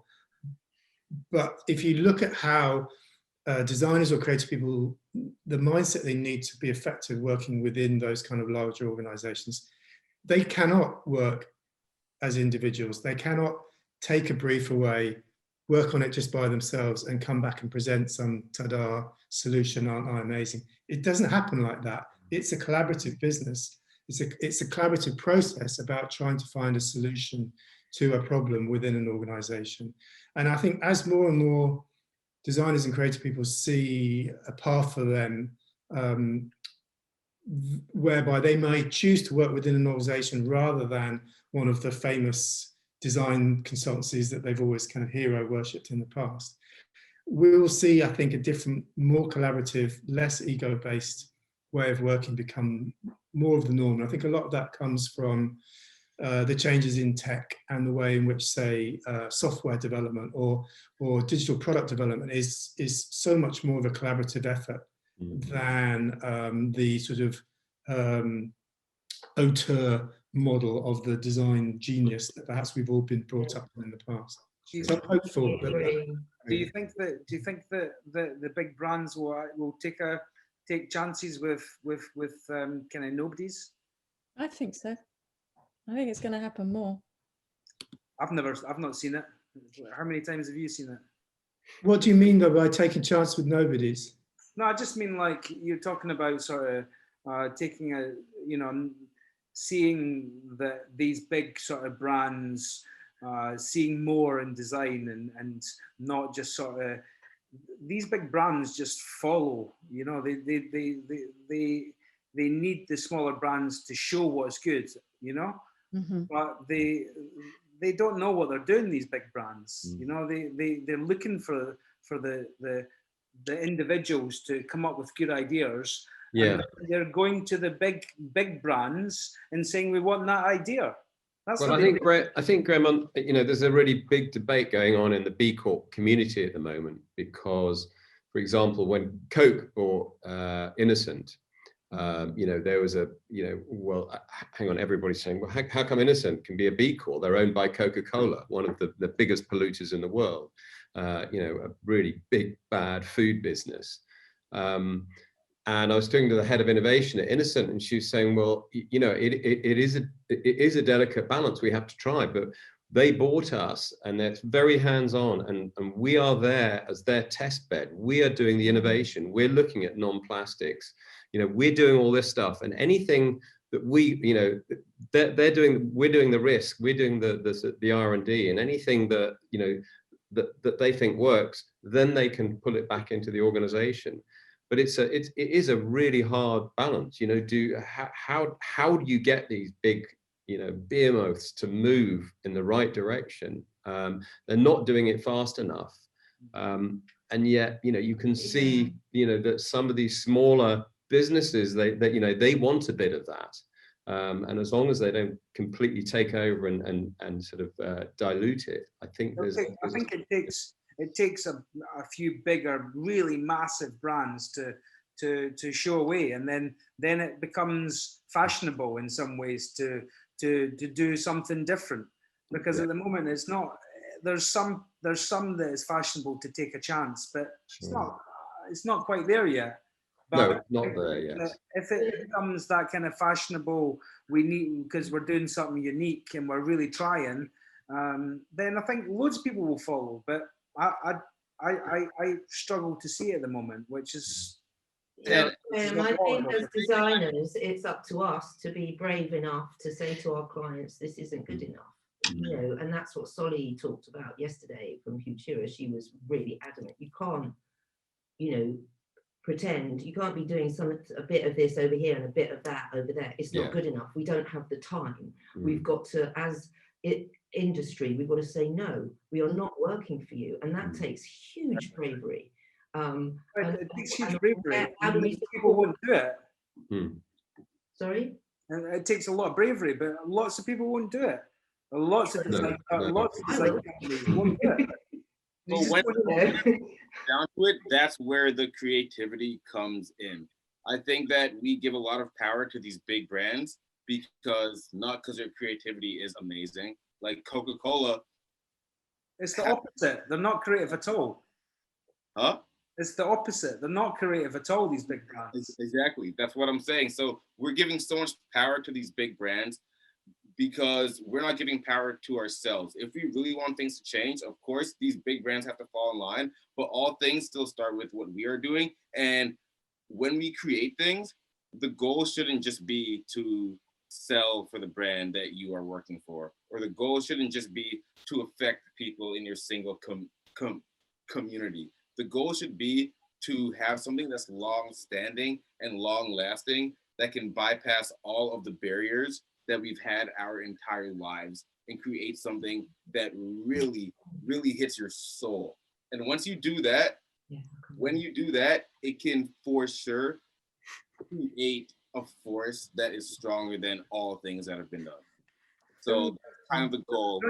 Don't you think? For a quick chair swap there, sorry, we're gonna have to, I'm now Chrissy again. We're gonna have to wrap things up. Look, guys, Darren, I can see you had a question in the chat. We're gonna have a breakout room. So if any of you are free, there is a link to a Zoom meeting after this where we can stay here and talk about this further, because it's super. I don't want to stop the conversation and urge, look, don't get me wrong, you guys are amazing. I'm really, really excited about what you're doing. It's a kind of, it's a plea, like, to bring people together, you know, design and create a platform which is going to share to the world what is available and what is out there. I'm super, super grateful to all of you. I just want to say an absolutely massive, massive thank you for everyone who's sort of tuned in,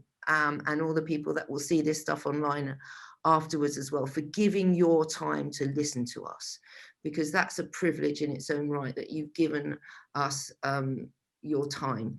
And thank you to all our speakers for bothering to show up and being in the room and being up for this discussion and sharing all their amazing work.